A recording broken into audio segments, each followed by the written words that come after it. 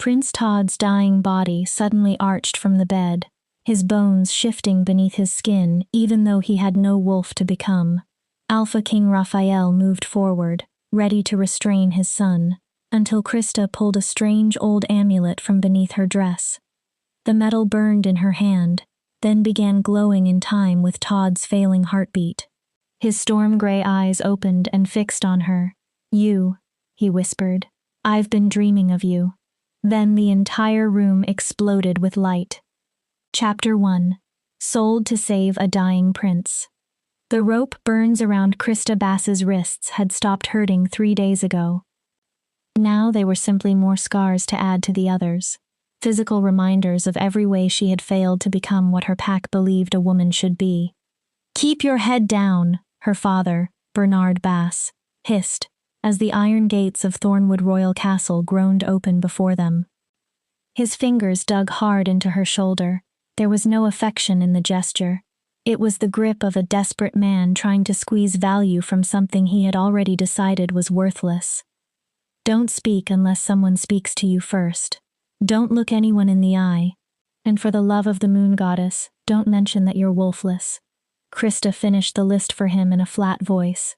"Wolfless, barren, rejected, worthless. I know, Father. You've reminded me every day since Lester cast me aside." Bernard's hand struck her face before she could move. The slap snapped her head sideways. Copper filled her mouth. Krista tasted blood and almost welcomed the familiar sting. Pain, at least, was honest. Pain never pretended to be something it wasn't. "You watch your tongue," Bernard snarled. Amber flashed through his eyes as his wolf rose beneath the surface. A wolf Krista would never have. "Alpha King Raphael Thornton is giving us a chance. Giving you a chance. Every healer in the 5 kingdoms has tried to save Prince Todd. Every remedy, every ritual, every prayer to the moon goddess. Nothing has worked." Bernard leaned closer. "The prince is dying. And if you can't do something, anything, to help him, then you are no daughter of mine." Krista almost laughed. She had not truly been his daughter for years. Not since the night her first shift was supposed to come and never did. Not since the pack healer examined her and declared that her womb was as empty and useless as the wolf that never awakened. And certainly not since Lester Carlson, the strongest warrior in their pack, and the man fate had once tied to her, stared at her with open disgust before the entire pack. His rejection still lived inside her nightmares. "I, Lester Carlson, reject you, Krista Bass, as my mate. May the moon goddess have mercy on your defective bloodline." Krista did not laugh now. She simply lifted one hand to the amulet hidden beneath her threadbare dress. It was the only thing Bernard had never managed to sell, trade, or take from her. Her mother had given it to her the night she died. For 20 years, Krista had kept it hidden. It was warm against her skin, just as it had always been. A tiny comfort in a world that offered very few. They entered the castle courtyard and found chaos. Servants hurried past carrying steaming bowls of water and bundles of herbs. Guards moved constantly between the towers.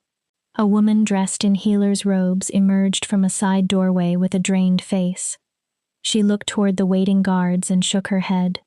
Another failure. Another healer who could do nothing. Another day closer to Prince Todd's death. This way. A tall man wearing royal livery approached them. His nose wrinkled as his gaze traveled over Krista. She knew exactly what he saw. A thin woman with tangled dark hair. A dress repaired so many times that patches covered more of it than the original cloth. Bare, dirty feet after a 3-day journey. She looked exactly like what she was. A desperate father's final gamble. The Alpha King is waiting. They followed him into the castle. The corridors displayed more wealth than Krista could understand. Marble floors were polished until they reflected everything above them. Huge tapestries showed legendary battles and wolves of ancient bloodlines. Crystal chandeliers scattered light across the ceilings like fallen stars. Everything was beautiful. Everything was cold. Everything felt completely foreign. Bernard walked with his chest lifted, pretending he belonged there. Krista concentrated on not stumbling. The throne room doors opened. Her breath caught despite herself. Alpha King Raphael Thornton sat upon a throne of black iron and silver. His presence filled the chamber like a storm barely held under control. His hair, Krista noticed, had turned more gray than black. Deep lines surrounded his eyes, evidence of sleepless nights and choices no father should have been forced to make. Yet his amber eyes still carried the unmistakable power of his wolf. Beside him sat Queen Ina. She was elegant and beautiful, but grief had hollowed her expression. Her eyes were red from crying, and her hands twisted together in her lap. Bernard Bass. Raphael's voice rolled through the chamber. You claim your daughter possesses abilities. Bernard shoved Krista forward. She stumbled and barely caught herself. Yes, Alpha King. She has a gift from her mother's bloodline. Ancient healing magic passed down through. He's lying, Krista said quietly. Silence swallowed the throne room. Bernard's face darkened until it was almost purple. She could feel his fury behind her, but Krista was tired. Tired of lies. Tired of pretending.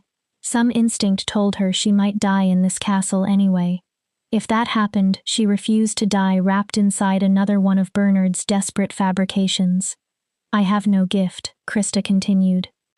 She raised her head and looked directly into the Alpha King's eyes.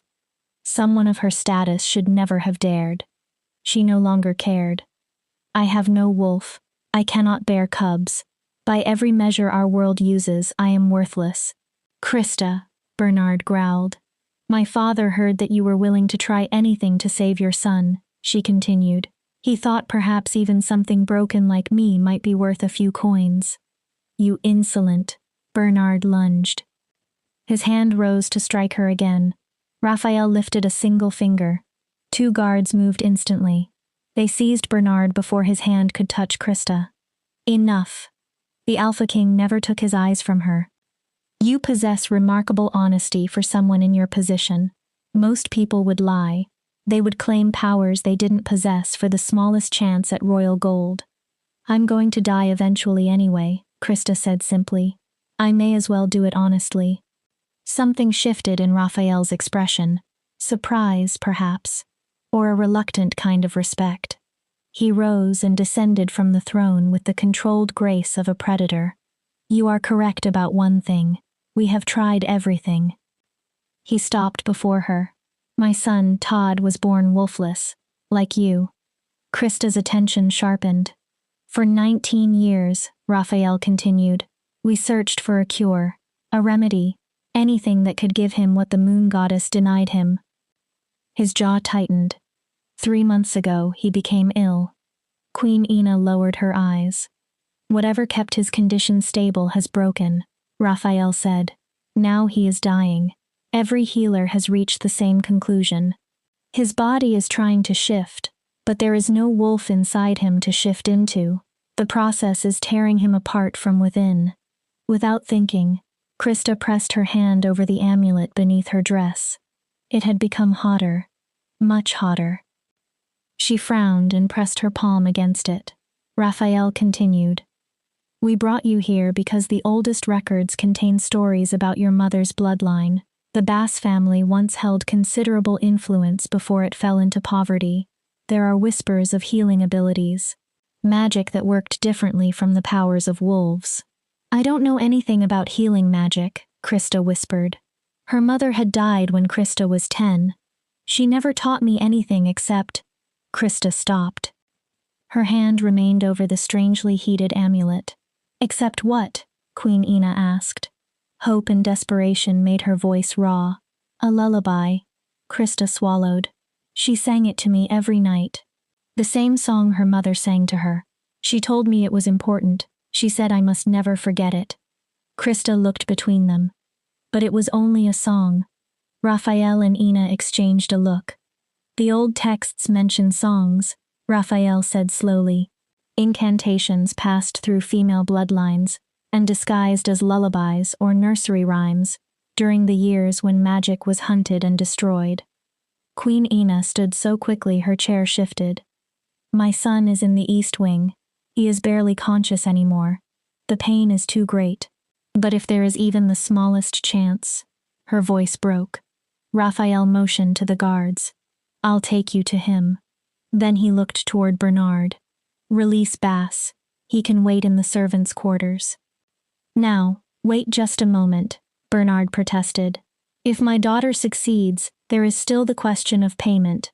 The warmth disappeared from Raphael's expression. If your daughter succeeds, you will receive more gold than your pack has seen in 3 generations. Bernard's eyes widened.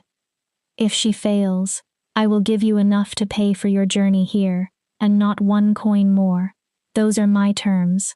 Accept them or leave. Bernard's mouth opened, closed. Finally, he nodded. The guards escorted him away. Krista remained alone before the Alpha King and Queen. The amulet burned hotter beneath her hand. Her heartbeat pounded hard enough that she wondered if they could hear it. Come, Raphael said, gentler now.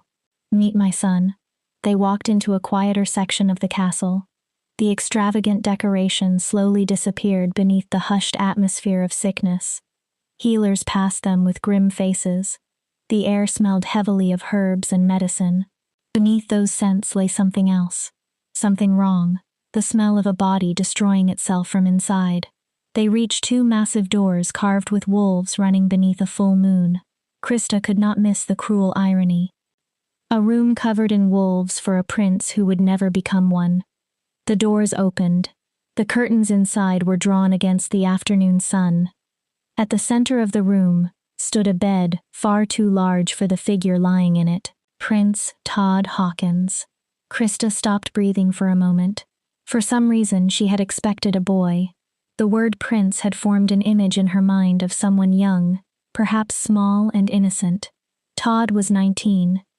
And he was unmistakably a man. Even weakened by illness, there was strength in the width of his shoulders, in the line of his jaw, in the shape of the hands lying motionless upon the covers. His skin was frighteningly pale. His breathing barely moved his chest. Yet Krista thought he was the most beautiful person she had ever seen. Then the amulet around her neck seemed to burst into flame. Krista gasped. She clawed at her dress. There was no actual fire, but the metal seared her skin as fiercely as a brand. She yanked it free. The leather cord snapped. The amulet struck the floor and began to glow. Light pulsed inside it. Once, twice, again. Exactly in rhythm with Todd's strained heartbeat. What is that? Raphael demanded. Krista could not answer. She was staring at Todd. Because his eyes had opened. Storm-gray eyes locked directly onto hers. You, he whispered. His voice was rough from disuse. I've been dreaming of you. The amulet erupted with light. Radiance flooded the room. Something inside Krista cracked open, something that had been sealed away, waiting for this moment all her life. The lullaby her mother had taught her rose to her lips, and Krista began to sing. Chapter 2. When the amulet chose its healer. The lullaby poured from Krista like water through a broken dam. She could not stop it. The melody carried a power she had never known existed inside her. The words were not in any language she consciously understood, yet her tongue formed each sound perfectly. It felt as though her mind had forgotten them while her blood remembered. Benedictus. The amulet lifted from the floor. Queen Ina gasped. It hovered between Krista and Todd's bed, turning slowly in the air. With every word Krista sang, its light grew brighter. Shadows stretched across the walls and seemed almost alive. Krista felt herself being pulled forward. Her feet moved before she decided to move them. Soon she stood beside Todd's bed. One hand lifted and hovered over his chest. What is happening? Ina whispered. Her voice sounded distant. Krista could not have answered even if she tried. The song consumed her completely. She was no longer singing it. The song was moving through her. She was only its vessel. Her mother's voice surfaced in her memory. The same melody. Behind that voice came another. Her grandmother. Then another. And another. Generations of women Krista had never known seemed to sing through her blood. Todd never stopped looking at her. Recognition filled his storm-gray eyes. His lips moved. He tried to speak. Only a weak breath emerged. Then his back arched. His entire body convulsed. Krista stared in horror as his skin rippled and his bones shifted beneath it. "He's trying to shift," Raphael said urgently. "This happens before the worst attacks. We need to restrain him before—" Krista placed her hand against Todd's chest. His convulsions stopped. The amulet floated downward. It settled directly over his heart. The instant the metal touched his skin, glowing veins of light spread across his chest like roots searching for water. Todd gasped. His eyes rolled backward. For one terrible heartbeat, Krista believed she had killed him. Then Todd inhaled. Deeply. Fully. His chest rose with a breath unlike anything he had managed in weeks. Then another. And another. The lullaby came to an end. The light faded. The amulet cooled. Within seconds it looked like nothing more than an old piece of tarnished metal attached to a broken leather cord. Krista swayed. Exhaustion crashed over her so suddenly that she almost fell. Raphael caught her arm. "What did you do?" There was no anger in his question, only awe and desperate hope. "I don't know," Krista whispered. Her throat felt as though she had been singing for hours. "That has never happened before. I've sung that lullaby 1,000 times, but never—" "Look at him," Ina breathed. She rushed to her son. His color. The gray pallor was retreating from Todd's skin. A healthier tone slowly replaced it. His breathing remained deep and steady. The lines of agony around his eyes softened. Then those gray eyes opened again. Clearer this time. Focused. "Mother." Aina covered her mouth. "Todd. Father. I'm here, son." Raphael moved to the opposite side of the bed and placed a hand on Todd's shoulder. "We're both here." Todd frowned as if examining his own body from inside. "How do you feel?" Raphael asked. "The pain." Todd took another breath. "It's quieter." He closed his eyes for a moment. Not gone, but quieter. Then his gaze found Krista. "Who are you?" Krista opened her mouth. Nothing came. What was she supposed to say? "I'm nobody. I'm broken. I'm the woman my father dragged here because your family had exhausted every better option," Raphael answered instead. "This is Krista Bass. He glanced at her. "She appears to possess a gift, one that is helping you." "Krista," Todd repeated. Something twisted strangely inside her chest at the way he said her name. Slowly, as if tasting it, memorizing it. "The woman from my dreams." Ina stared at him. "You dreamed of her?" "For weeks. Ever since the pain became worse." Todd lifted one hand toward Krista. The effort made it tremble. "I thought—" He swallowed. "I thought you were death coming to take me. But you're real." "I'm real," Krista whispered. "But I'm not death. I'm only—" "The amulet," Raphael interrupted. He pointed toward the object still resting on Todd's chest. "May I?" Krista nodded. Raphael picked it up carefully. He turned it beneath the light. Its metal was dark and tarnished, covered with symbols that appeared almost to shift whenever the eye tried to focus on them. A black stone sat at its center, threaded with thin silver lines. Those veins pulsed faintly, almost like a heartbeat. Raphael went still. "I've seen these symbols." Krista looked at him. "Where?" "In the old records, the forbidden archives." His gaze snapped to her. "Where did you get this?" "My mother." Krista touched the place on her chest where the amulet usually rested. "She gave it to me on the night she died. She told me never to let anyone see it, never to let anyone know what I was." "What did she mean?"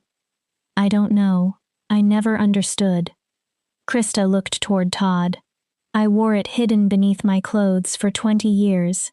It never did anything, not once. She gestured helplessly toward him. Not until you met my son, Raphael finished. His expression became grave. This is not merely an heirloom, Krista. This is a key. He looked down at the ancient symbols again. And I think there is something you both need to see. Ina frowned. Todd needs rest. Whatever explanation you have can wait.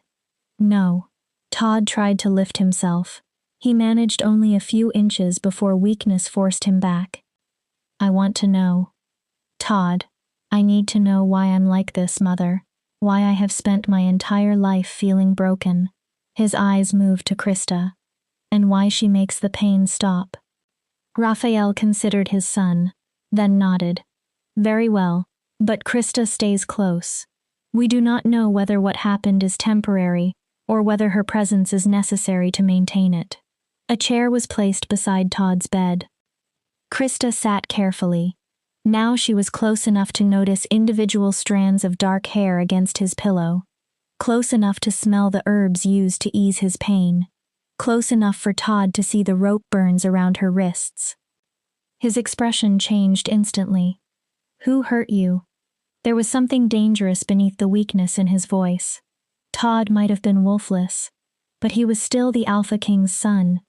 No one important. Krista hid her wrists in her lap. Liar. His voice was not cruel. I've spent 19 years listening to people lie about what I am. Todd looked away. Special. Unique. Blessed by the moon goddess with a different path. His mouth twisted bitterly. Pretty words for broken. He looked back at her. Don't lie to me too. Krista held his gaze. She saw something familiar there. A desperate need for truth after a lifetime of careful half-truths.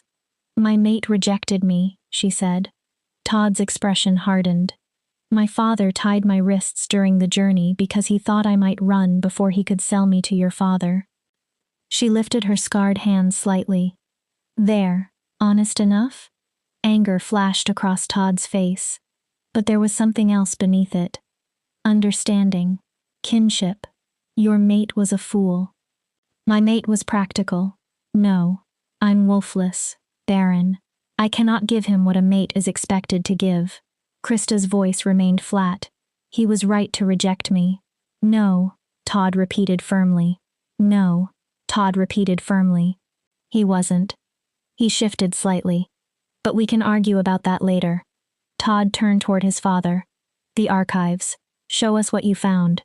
Raphael placed the amulet on the bedside table. Then he reached inside his jacket and removed a heavy leather-bound book. The volume was so old that its pages crackled when he opened it. 3 months ago, when Todd's illness became worse, I entered the forbidden archives. He opened to a marked page. It is the locked section where we keep writings considered too dangerous, too dark, or too controversial for general access. I was searching for anything that might help him. A legend, a myth, a single scrap of hope. Raphael turned the book so they could see. Ancient script covered the page. Beneath it, a later scholar had written a translation. Raphael read, During the 3rd century of the Wolf Wars, the House of Thornton rose through conquest and the systematic destruction of rival bloodlines. Krista listened silently. One of the houses destroyed was the House of Bass, healers and seers who had served wolf packs for generations. Krista's heartbeat slowed. Before the last Bass matriarch was executed, she spoke a curse. Raphael continued reading. You have taken our lives, our lands, our legacy. So too shall we take yours. Every firstborn son of Thornton blood shall be born as you have made us, powerless, wolfless, broken. Todd stared at the page. Only through the blood you have spilled can the curse be undone. Only through the line you destroyed can healing come. Raphael's voice lowered. This is my gift to you, Alpha King. May you choke on it. No one spoke. Only Todd's steady breathing and distant footsteps outside disturbed the silence. Krista read the passage again. Then once more. Her mind resisted its meaning. My family cursed yours. Her voice sounded numb. My ancestors did this to you. 5 centuries ago, Raphael confirmed. And in every generation since, the firstborn son of the Thornton line has been born without a wolf. Todd's face remained still. Some survived, some lost their minds. Others developed the same wasting sickness Todd has, the body attempting to shift when no wolf exists to complete the transformation. We concealed it, Raphael continued, paid fortunes to protect the secret. If the other kingdoms learned the Alpha King's heir was Wolfless, they would invade, Todd finished. They would see the kingdom as weak. Ina looked at the ancient page, but the curse speaks of blood, the blood of the line that was destroyed. Her gaze moved slowly toward Krista. Does that mean? No, Raphael said immediately. I kept researching. He turned several pages. Later scholars believed blood did not mean literal sacrifice. They believed it meant bloodline. Krista listened. One descendant of the Bass healing line would have to willingly help a Thornton descendant. The curse could only be broken through genuine healing, not through more violence. Todd frowned.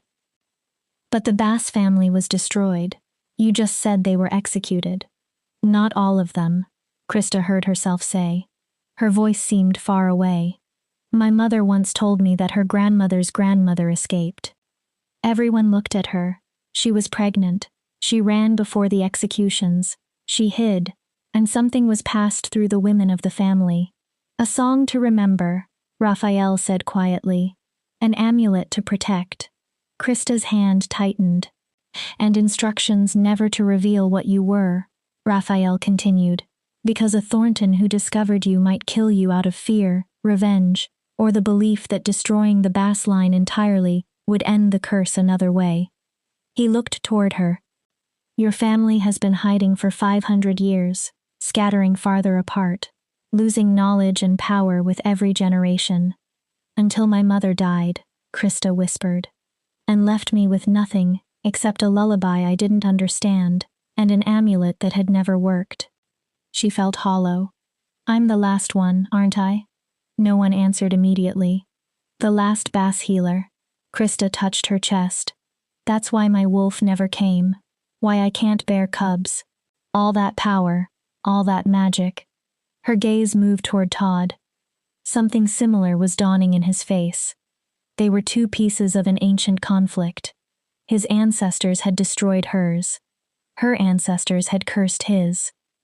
5 centuries later, what remained of those 2 lines had been brought into the same room, a wolfless prince, a healer who had spent her life believing she was powerless. Connected by old blood, hatred neither had created, and a desperate hope neither fully understood. I don't want you to die. Todd's sudden words startled her. He looked at Krista with surprising urgency. Whatever this curse requires, whatever healing me costs, I won't let it kill you. You don't even know me. I've been dreaming about you for weeks. Todd's voice weakened, but his gaze remained steady. I heard your voice singing while I slept. I felt your presence like a promise that perhaps I would survive. He paused. And now you're standing here, real, looking at me without pity, like you understand what it means to be called worthless every day of your life. Todd drew another careful breath. So no, I don't know your favorite color. I don't know what makes you laugh. I don't know what you want from your life. His fingers tightened slightly on the blanket. But I know I do not want you dying to save me. There has to be another way. Perhaps there is, Raphael said. He studied the text. The scholars who examined this curse never fully understood it. The Bass matriarch made her wording deliberately obscure. He repeated one line. Only through the blood you have spilled can the curse be undone. Raphael frowned. It might not mean Krista must die. Maybe it means I have to stay, Krista said. Everyone looked toward her. Maybe the healing isn't one sacrifice. Maybe it requires time, proximity, repeated rituals. She met Todd's eyes. Maybe I have to sing to you every day until the curse breaks. How long? Ina asked. Raphael shook his head. The texts do not say. Weeks, months, perhaps longer. Then she stays. Todd spoke with sudden firmness. As long as necessary. Then he stopped. The command softened as he seemed to remember he had just ordered a stranger to reorganize her entire life. If you're willing, he added. Krista looked at him. I know you did not choose any of this. You did not choose to be dragged here. You did not choose to become responsible for a dying prince and a 500-year-old curse. He swallowed. If you want the gold my father promised and a chance to build another life far away, I will understand. His storm-gray eyes held hers. But I'm asking you, Todd's voice lowered, begging you, please stay. Krista thought about what waited outside the castle. A pack that had rejected her. A mate who had discarded her. A father who had sold her like livestock. She remembered the tiny cottage where she had lived alone for 5 years. The pitying stares. Children throwing stones and calling her hollow womb. Every morning spent waking in a world that insisted she had no purpose, no worth, no reason to exist. Then she looked at Todd, broken in a way she understood. Cursed by something he had never chosen. Looking at her as though she were suddenly the most important person in his world. I'll stay. Todd went completely still. I'll sing the lullaby every night. Krista held his gaze. We'll break this together. Todd reached out. His hand trembled. Krista took it without thinking. Warmth spread through her where their skin touched. It was different from the burning heat of the amulet. Gentler. Almost like coming home. Together, Todd agreed. His fingers closed around hers. On the bedside table, the amulet gave one faint pulse of light, as if sealing an agreement 5 centuries in the making. Chapter 3. Singing Life into Death. Krista was given a room 3 doors from Todd's chambers. It was larger than the entire cottage where she had lived for the previous 5 years. The bed looked so soft that she was almost afraid to sit on it. Servants brought clean clothing, simple dresses in muted colors, but made from fabric finer than anything she had ever owned. Hot water arrived for bathing, scented oils, and a tray of food large enough to have fed her for a week back in her pack. Krista touched nothing. She stood at the window instead, watching the sun lower beyond the castle grounds. She tried to understand what had happened in only a few hours. That morning she had been worthless. A burden her father wanted to sell. Now she was apparently connected to a 500-year-old healing bloodline, and might be the only person capable of saving the dying prince. It's too much, she whispered to her reflection. I'm going to fail. Her fingers tightened against the window frame. I'm going to do something wrong. He'll die, and it will be my fault. A knock startled her. Miss Bass? A young female voice came through the door. May I enter? Yes. A girl stepped inside. She could not have been older than 16. Bright red hair was braided down her back, and nervous green eyes studied Krista before she gave an awkward curtsy. I'm Noel May, miss. I've been assigned as your lady's maid. I'm supposed to help you dress and with anything else you need.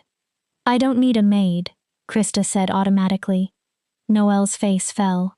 Oh, I'm sorry. I'll tell the head housekeeper you don't want. Wait. Krista softened her voice. She recognized the expression on Noel's face. Fear of failure. Fear of being sent away. Fear of not being good enough. I didn't mean that I don't want your help. Stay silent. Noel stopped. I meant I'm not used to anyone waiting on me. I don't know how any of this works. The girl brightened. Oh, that's all right, miss. I can teach you. The rules of the castle, protocols, things like that. Would that be helpful? Very. Krista pointed toward the untouched food. For example, am I actually supposed to eat that? Or was someone simply required to put it there? You're meant to eat it. She uncovered the dishes. The cook made extra because the Alpha King said you had traveled for several days without proper meals. There's roast chicken, fresh bread, vegetables with cream sauce, and apple tart. Krista's stomach growled loudly. She flushed. She could not remember when she had last eaten anything more substantial than old bread and cheese. It seems like too much for one person. You need your strength, Noel said firmly. If you're going to help Prince Todd, you need proper food. The girl looked at her. You're too thin, miss, if you don't mind me saying so. Krista did mind slightly, mostly because it was true. She sat and forced herself to take one bite of chicken. Flavor flooded her mouth, rich, savory, so good that she almost made a sound aloud. Only then did she realize how hungry she truly was. How is he? She asked after several bites. The prince. I haven't heard anything since I left his room. Noel immediately brightened. That's all anyone in the castle is talking about. Krista stopped eating. He sat up for dinner. What? Sat up by himself, and he ate an entire meal without becoming sick. Noel leaned closer. The physicians are calling it a miracle. They say he already looks better than he has in months. Then her voice dropped conspiratorially. Some of the servants are saying you're a sorceress, that you use dark magic. And what do you think? Noel considered the question. I think Prince Todd has been dying for as long as I've worked here. She shrugged. And I think you sang a song, held a necklace, and now he isn't dying as quickly. A tiny smile appeared. So if that is dark magic, I'm grateful for it. The prince is kind. He doesn't deserve what has happened to him. Something inside Krista loosened. No, she said softly. He doesn't. After eating until she could not manage another bite, Krista allowed Noel to help her into a soft cotton nightgown. The fabric felt almost like wearing a cloud. Noel patiently brushed the tangles from Krista's hair. No one had cared for her like this in years. Not from obligation, not while complaining about the burden. Simply with gentleness. Krista blinked back tears. There, Noel said when she finished. You look like a proper lady. She held up the brush. Would you like me to braid it for sleeping? Please. As Noel worked, Krista asked, when am I supposed to see Prince Todd tomorrow? For the next ritual, or whatever this is? The Alpha King wants to meet you after breakfast. He's bringing the royal scholars. Krista stiffened. They want to study the amulet and ask about your family. And then? You'll see Prince Todd in the afternoon. Krista twisted her fingers together. They want to study me like some strange animal. Can you blame them? Noel asked gently. You're the first Bass descendant they've found in centuries, and the first person who has ever helped the prince. She tied off the braid. They're curious, yes, but they're desperate too. The entire kingdom needs him to survive. He's the only heir. No pressure then. Noel turned to face her. You're afraid. Terrified. Krista did not bother pretending. What if today was luck? What if I can't do it again? What if whatever happened stops working? What if I make him worse? Then you try again, Noel said. Krista looked up. That's all anyone can do, miss. Try, fail, try again. Noel smiled. And you won't be alone. The castle will be supporting you. She hesitated. Me included. Krista gave her a small, uncertain smile. Thank you, Noel. You should sleep now. Tomorrow will be long. After Noel left, Krista lay in the enormous bed and stared at the ceiling. Sleep did not come. Her mind was too full. She kept remembering Todd's face, the hope in his eyes, the strength in his voice when he had said together. She was still awake when someone knocked close to midnight. Miss Bass? A male voice. Krista sat upright immediately. The prince is asking for you. She reached the door within seconds. Is something wrong? Is he? The guard looked apologetic. He is stable, miss, but he cannot sleep. The pain is returning. Krista's stomach dropped. He asked if you might come, if you are willing. Krista snatched up her shawl and the amulet from the bedside table. Take me to him. Todd's room was lit by only a few candles. He shifted restlessly beneath the covers, jaw clenched. Sweat covered his forehead. The instant he heard Krista enter, his eyes opened. Krista. Relief filled his voice so clearly that she felt it inside her chest. I'm sorry. I know it's the middle of the night. You need rest, but A spasm cut him off. His entire body tightened. Don't apologize. Krista hurried to the chair beside his bed. What do you need? The song. He forced the words through clenched teeth. Please. It isn't as bad as before, but I can feel it beneath everything. His breath shook, trying to tear me apart. Todd looked at her. Your voice helps. Krista placed the amulet over his chest. It began glowing immediately, as if it recognized their proximity. She took Todd's hand. His fingers closed around hers automatically, almost desperately. Then Krista sang. Salvador or Fractum. The ancient words came more easily now. Her body seemed to remember how to channel them. Almost immediately, Todd's breathing slowed. Tension left his muscles. His grip softened. His thumb moved unconsciously across Krista's knuckles. She sang every verse she remembered, then began again, and again. She turned the lullaby into a continuous circle of sound. Todd's face gradually relaxed. Peace replaced pain. Watching him, Krista remembered how young he truly was. 19. 19 years spent knowing he was different, knowing he could not fulfill the expectations placed upon him. Living in fear of a body that had never worked the way everyone said it should. Just like her. Better? She asked during a pause. Much. Todd opened his eyes. You have a beautiful voice. Krista almost laughed. Has anyone ever told you that? No. The laugh that escaped her was bitter. Usually people ask me to stop singing. They say it makes them uncomfortable, because they could feel the power in it. Krista studied him. What? Even when you didn't know what you were doing, they probably sensed something ancient in your voice. Todd's eyes remained on hers. Something powerful, something they couldn't understand. Does it scare you? No. His answer was immediate. Certain. Nothing about you scares me. Krista's breath caught. You're the first thing in my life that has ever felt right. Todd searched for the words. Like a missing piece finally falling into place. I feel it too, Krista admitted. Her voice dropped. Like I've spent my whole life waiting to meet you. She shook her head. Which is ridiculous. We met this afternoon. Maybe it isn't. Todd looked toward the glowing amulet. My dreams began weeks before you arrived. He returned his gaze to her. What if we were calling to each other somehow, before we even knew the other existed? The curse trying to break itself, Krista murmured, drawing us together. Magic doesn't work like that. How do you know? Todd's question was gentle.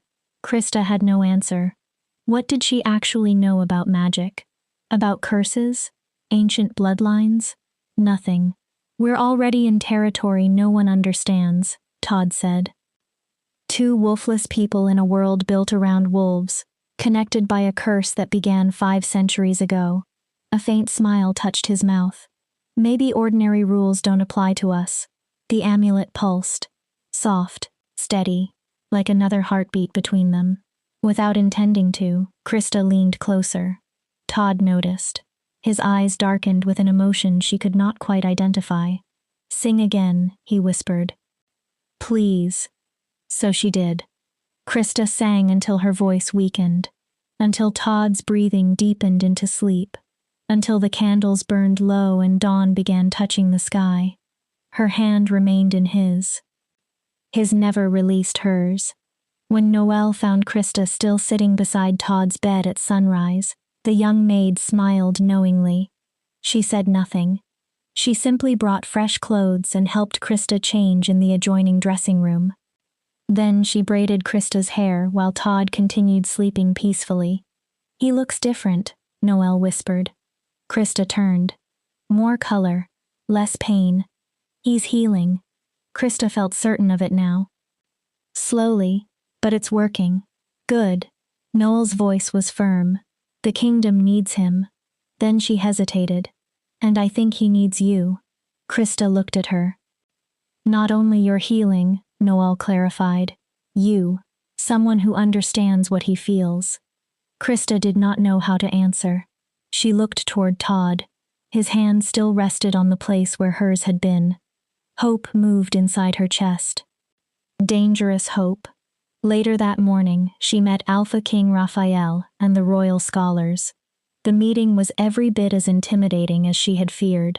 They gathered in a private study filled with ancient books and artifacts. 5 elderly scholars studied Krista with the intensity of people examining something thought extinct. The oldest among them was a woman named Gail Hudson. Her gray eyes were sharp. "Tell us about your mother." Krista shifted in her chair. "Everything you remember, her appearance, her abilities, anything she told you about your family." "My mother was beautiful." Krista swallowed. "Dark hair like mine, green eyes." She searched her memories. "She could grow things. I never saw anything I would have called magic, but plants responded to her. Anything she touched seemed to flourish. She made salves and medicinal teas for our pack. They barely paid her." "Did she have a wolf?" another scholar asked. Krista hesitated. "I don't think so." She frowned. "I never saw her shift, but she died when I was 10. I assumed I simply didn't remember." "She was probably wolfless," Gail said. Her expression suggested the answer confirmed something. In the Bass bloodline, traditional wolf magic and healing magic are incompatible, one or the other. Krista looked at her. "Your ancestors chose healing," Gail continued. "The cost was their wolves." "That is why the curse worked," Raphael said from beside the window. "The Bass matriarch condemned every Thornton firstborn son to the exact state her bloodline lived with by choice." "Wolfless," Krista whispered. "Poetic justice from her perspective," Raphael said. "She wanted us to experience what we had destroyed."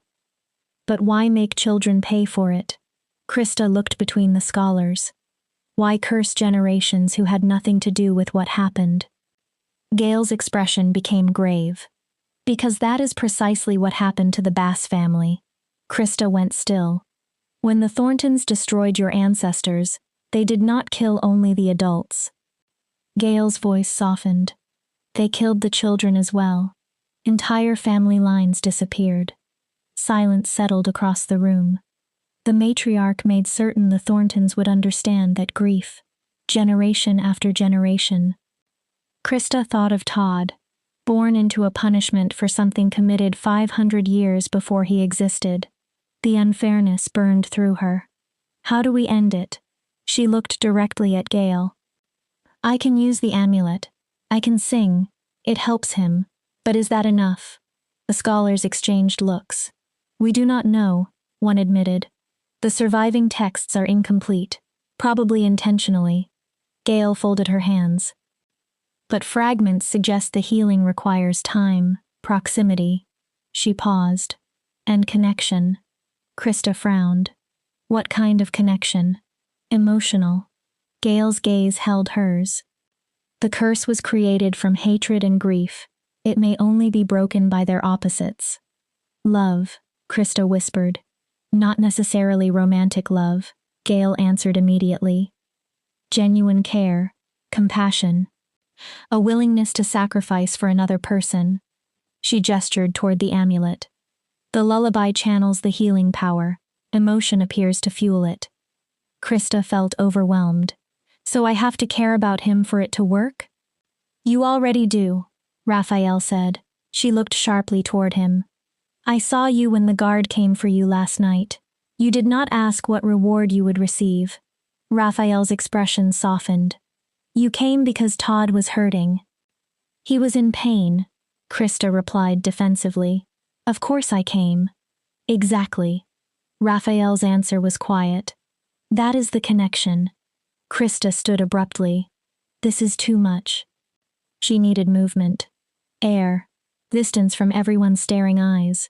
"You're asking me to do what? Fall in love with a prince I met yesterday?" "No," Gail said. "No one can order that." "Then what?" "We are explaining what the magic appears to require." Gail's expression remained calm. "If you want to truly heal him, rather than simply relieve the symptoms, you must allow yourself to feel. Allow yourself to connect." Stop keeping him at a distance. I don't keep people at a distance. Don't you? Raphael asked. Krista looked at him.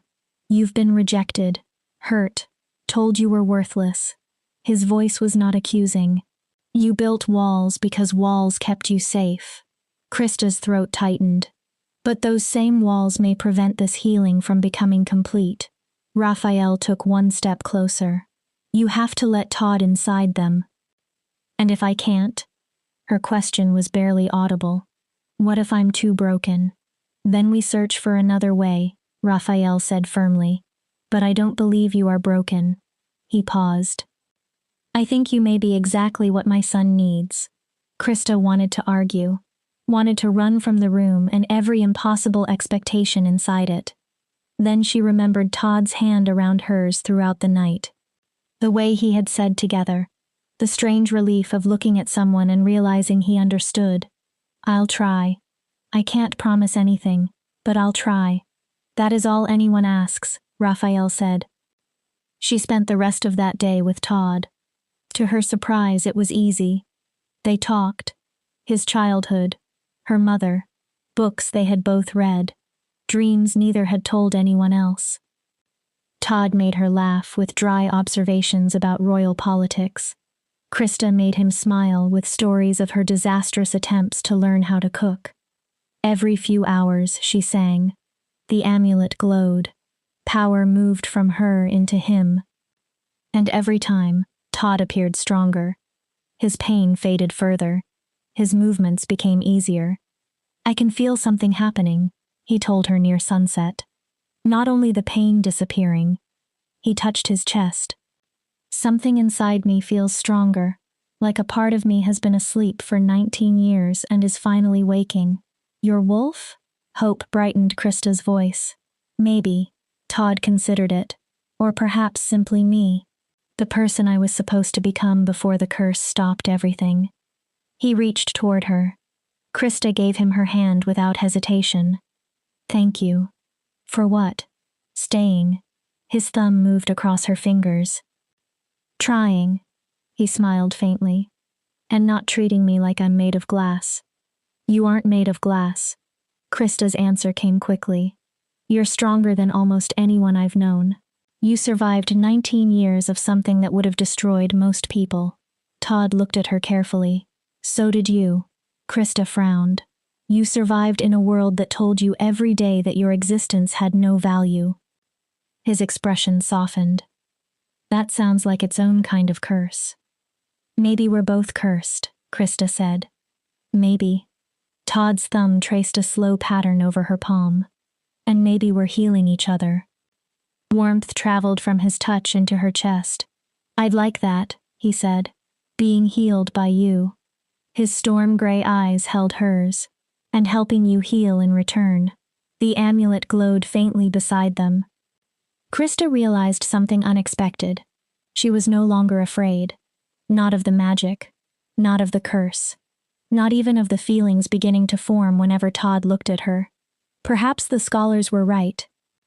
Perhaps breaking the curse required her to stop treating hope like an enemy. Sing for me? Todd asked. Krista smiled. Then she began the lullaby. Healing light slowly filled the room. Chapter 4. The invisible thread between broken souls. 2 weeks passed in a rhythm that almost felt peaceful. Krista woke in her chambers each morning. She ate breakfast with Noel, who supplied an endless stream of castle gossip. Then Krista spent the morning with the scholars in the library.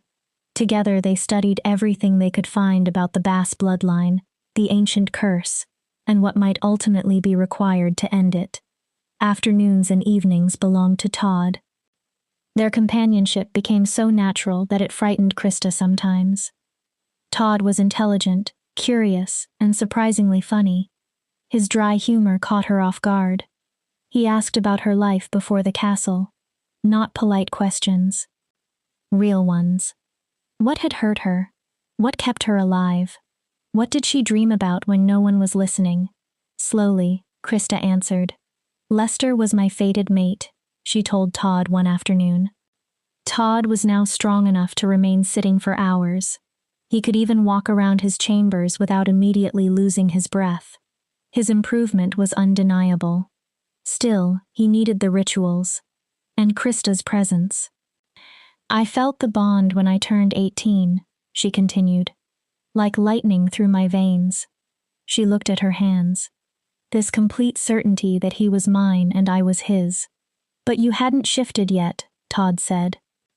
No. Krista's fingers twisted. When the shift never came, the pack healer examined me. She swallowed. She announced in front of everyone that I was barren. Todd's jaw tightened. Lester looked at me as though I had betrayed him. Krista stared at the floor. Like I had deliberately become defective simply to ruin the future he imagined. What happened? He rejected me 2 days later. Privately. Krista gave him a humorless smile. In front of the entire pack. Todd's hands closed into fists. He said he deserved a mate who could give him strong cubs. Her voice dropped. Not a hollow shell pretending to be a woman. Todd's expression turned dangerous. I would very much like to meet Lester. Krista almost smiled. You don't have a wolf to fight him. I don't need a wolf to make a man regret his decisions. The darkness in Todd's voice made her strangely touched. Then his expression softened. How did you survive the rejection? Krista was quiet. I've read about rejected mate bonds. The pain can be unbearable. It was. She nodded. For weeks I felt like I was dying. Her fingers touched her chest. Like something essential had been torn out. And then? Eventually it became a dull ache. She considered. Then nothing. What do you feel now when you think of him? Krista searched for the word. Relief. Todd waited. Relief that I'm not tied to someone who saw me as a way to produce children, before he saw me as a person. Good. Todd spoke with absolute certainty. You deserve better. Heat touched Krista's cheeks. You deserve someone who actually sees you. Todd. Someone who understands how extraordinary you are. I'm not extraordinary. I'm just... Don't. His interruption was gentle. Don't make yourself smaller. Todd looked directly at her. You are the last descendant of an ancient healing bloodline. You're breaking a curse that has tormented my family for 5 centuries. You could have accepted my father's gold and left. His voice grew rougher. Instead, you sit here every night and sing until your throat hurts. You drain yourself to keep me alive. He shook his head. That is extraordinary, Krista. Accept it. Something inside her gave way. A wall she had never realized remained standing. You make me feel like I matter, she whispered. Like my life has a purpose. Your life always mattered. Todd's answer was immediate. You couldn't see it, because everyone around you worked very hard to convince you otherwise. He leaned closer. You are not small. His voice lowered. You're powerful, brave, kind. And I. Todd stopped. He looked away. And you what? Krista asked. He remained silent for several seconds. Then his voice became carefully neutral. I'm grateful. Krista watched him. For everything you're doing, for giving me the possibility of a real life. That had not been what he intended to say. Krista knew it. But she did not push. Whatever was forming between them was delicate. Both of them were learning how to exist inside it. Rushing could destroy something before it had time to become real. Tell me about the dreams, Krista said instead. Todd visibly relaxed. The dreams you had before I arrived. Yes. He leaned back. They began about a month before you came. At first there was only a voice. Todd's eyes went distant. A woman singing words I couldn't understand. Did it help? It always made the pain easier. He nodded. Eventually the voice became a figure. Could you see her? Never clearly. Todd looked at Krista. She remained in shadow, dark hair, pale skin, sad eyes. His mouth tightened. I kept trying to move closer, but I always woke before I saw her face. That sounds disturbing. It was. Todd gave a quiet laugh. I thought I was losing my mind. Or the pain was creating something comforting because reality had nothing left to offer. His expression changed. Then you walked into my room. And?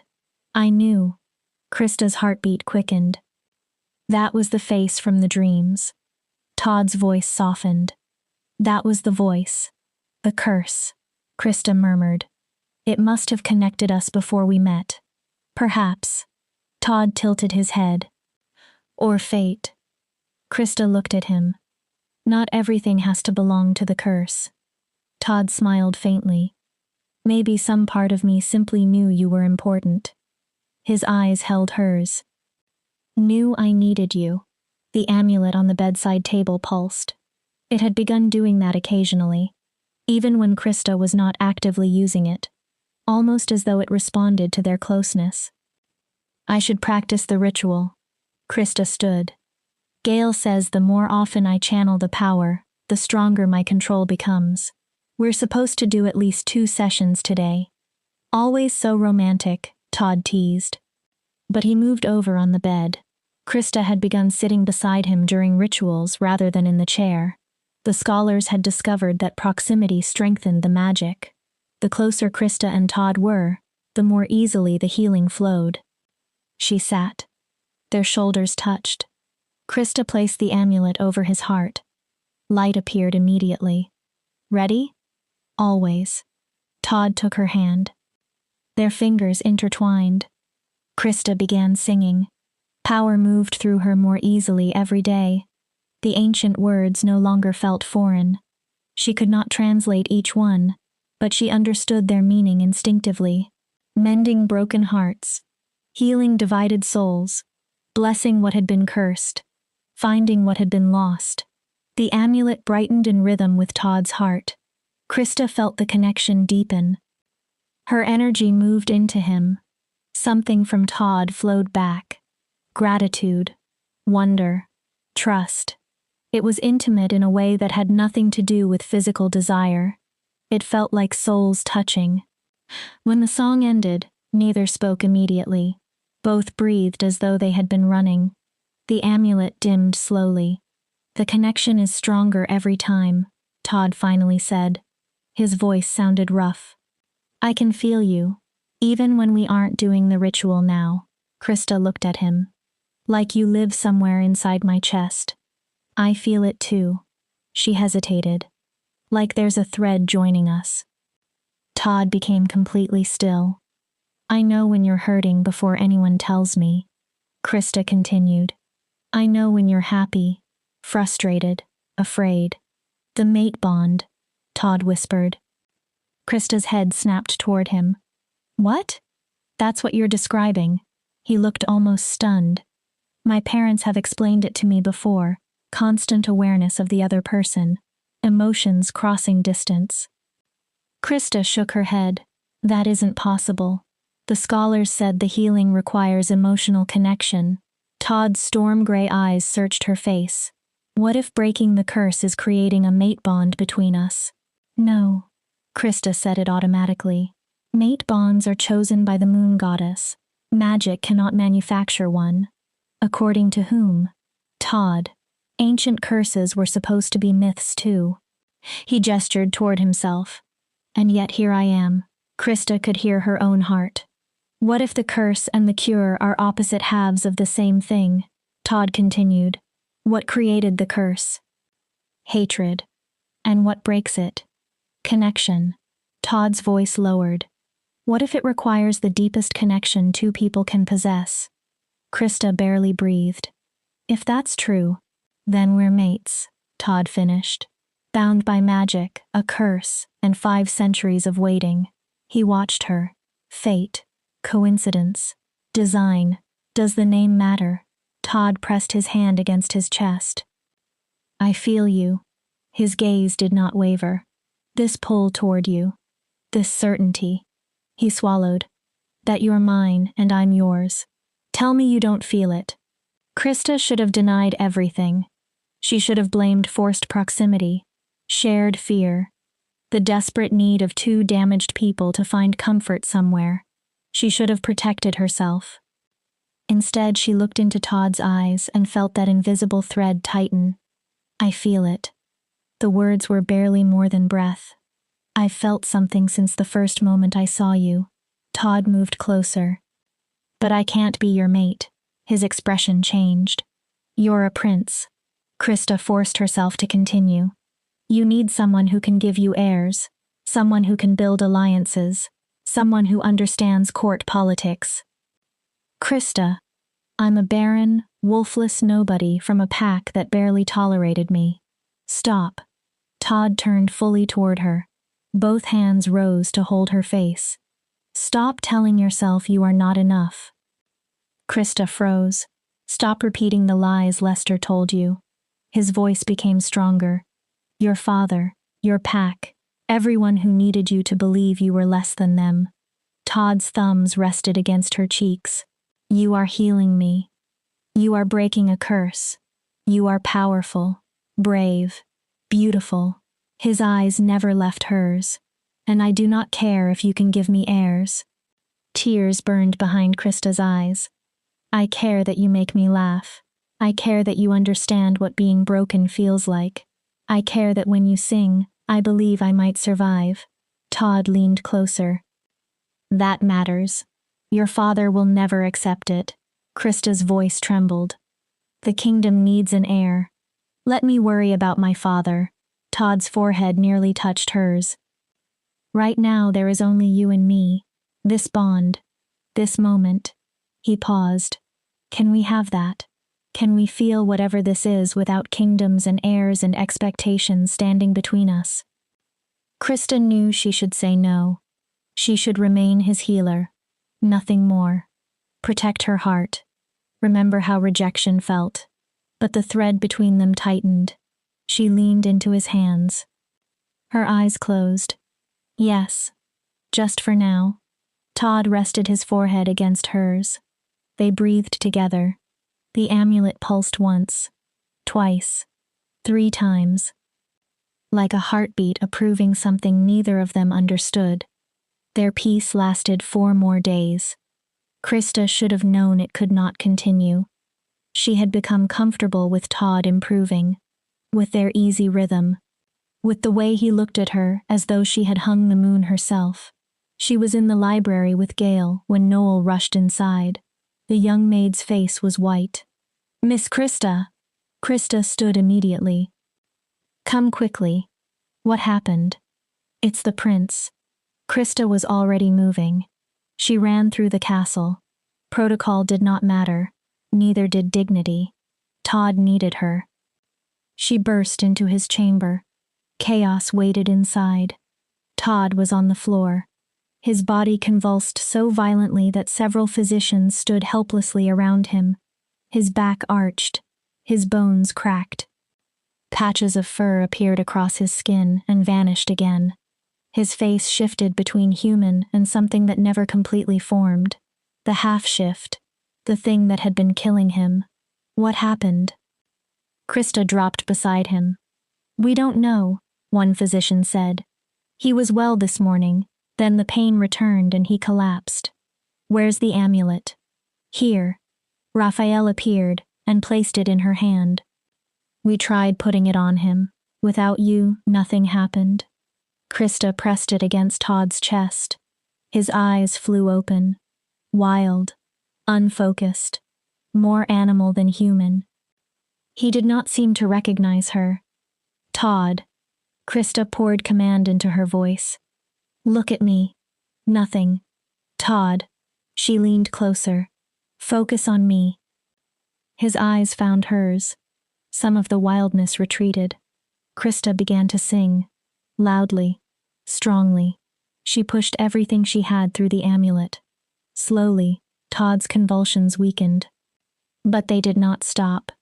His body continued trying to become something it could not become. The fur disappeared. His eyes remained amber rather than gray. Claws formed at the ends of his fingers, vanished, then returned.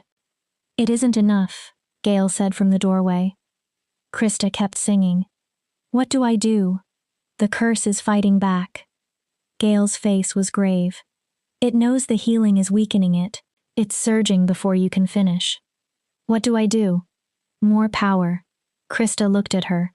You have to give him more. Gale hesitated. But it will drain you badly. You could. I don't care. Krista's interruption cut through the room. Tell me how. Gale swallowed. Blood. Your blood added to the ritual creates the most direct connection to your power. Krista did not hesitate. She grabbed a letter opener from Todd's desk.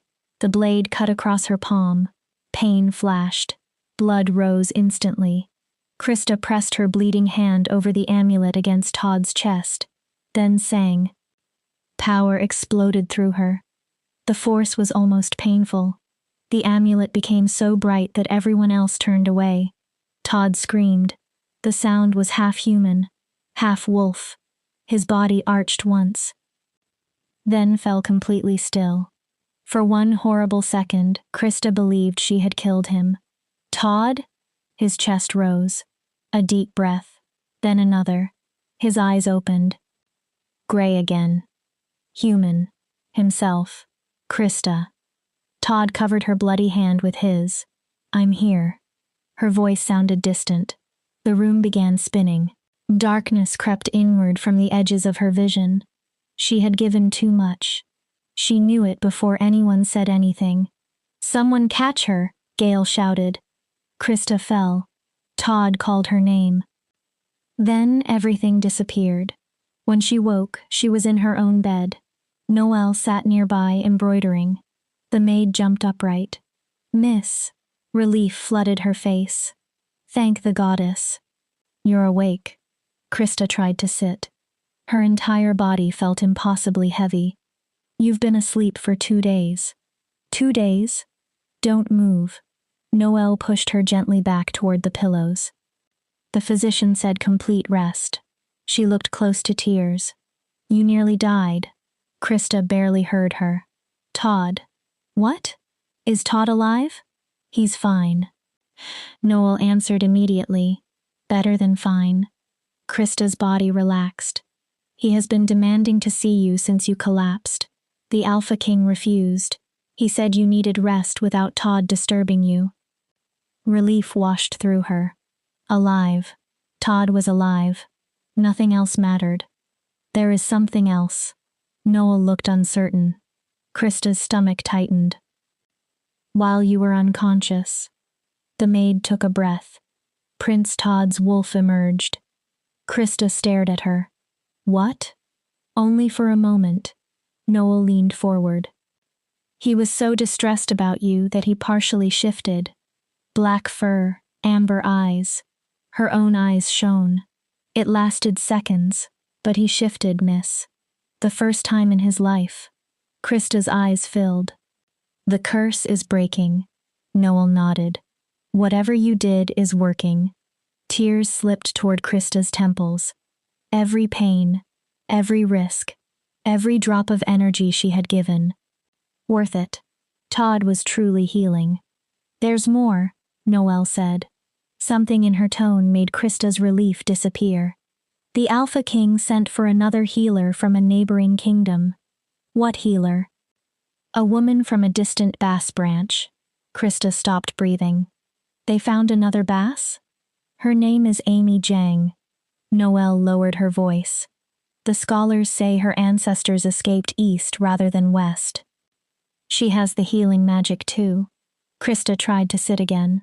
And Noelle looked uncomfortable. She's beautiful. What? Educated. Well-spoken. Everything people expect a prince's consort to be. Noelle grimaced. The Alpha King is considering letting her continue your work while you recover. No. Krista swung her legs toward the edge of the bed. Her body immediately protested. No, she can't. Miss. The bond. Krista looked at Noelle. Todd and I are connected. Another healer might interfere with it. I know. Noelle reached for her. But you're in no condition to argue with the Alpha King. He thinks he's protecting you. Krista stared toward the door. But she knew what this looked like. A more suitable healer. A woman from her bloodline who possessed knowledge Krista did not. Someone elegant enough to stand beside a prince without embarrassing the throne. Someone who was not Krista. I need to see Todd. Miss, you can barely stand. Then help me. No. Krista looked directly at Noel. Either help me walk or I will crawl. But I'm going to him. Noel bit her lip, then nodded. At least let me dress you properly. She began gathering clothes. If you're going to fight for him, you should look the part. As Noel helped Krista into a simple but elegant dress, Krista felt the invisible thread inside her chest. Todd. Close. Afraid. His anxiety traveled through their connection until it felt like her own. She could sense his desperation to reach her. The mate bond. It was no longer a theory. Krista felt it fully now, undeniably. And if Alpha King Raphael believed another healer could simply sever it, he was about to discover how fiercely Abbas protected what belonged to her. Krista was finished allowing other people to dictate her worth.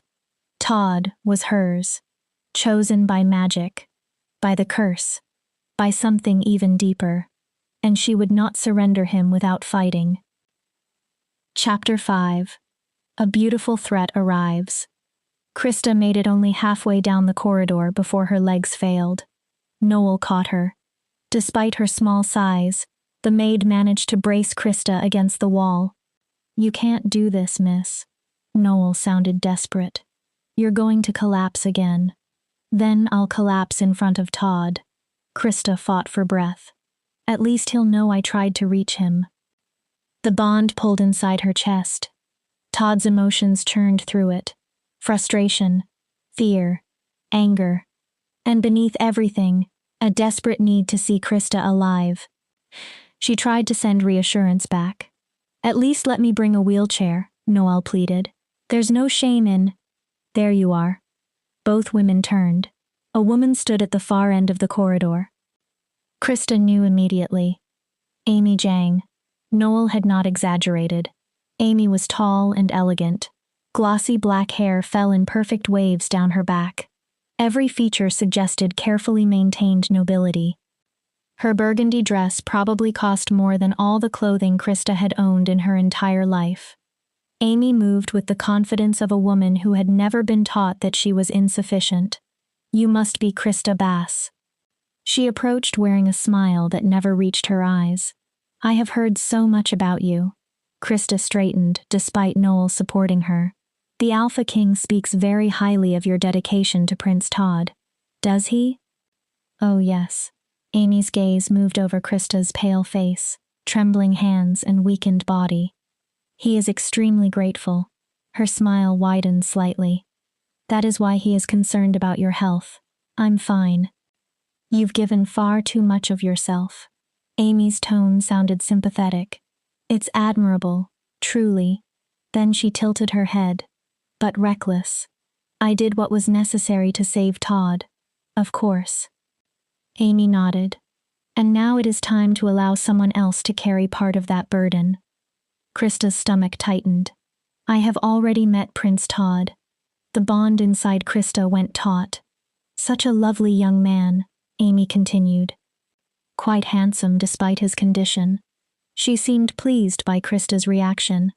I assured him that I'm fully capable of continuing the healing while you recover. The connection in Krista's chest suddenly pulled. Todd was moving, coming closer. Krista could feel it. How did he respond? She asked.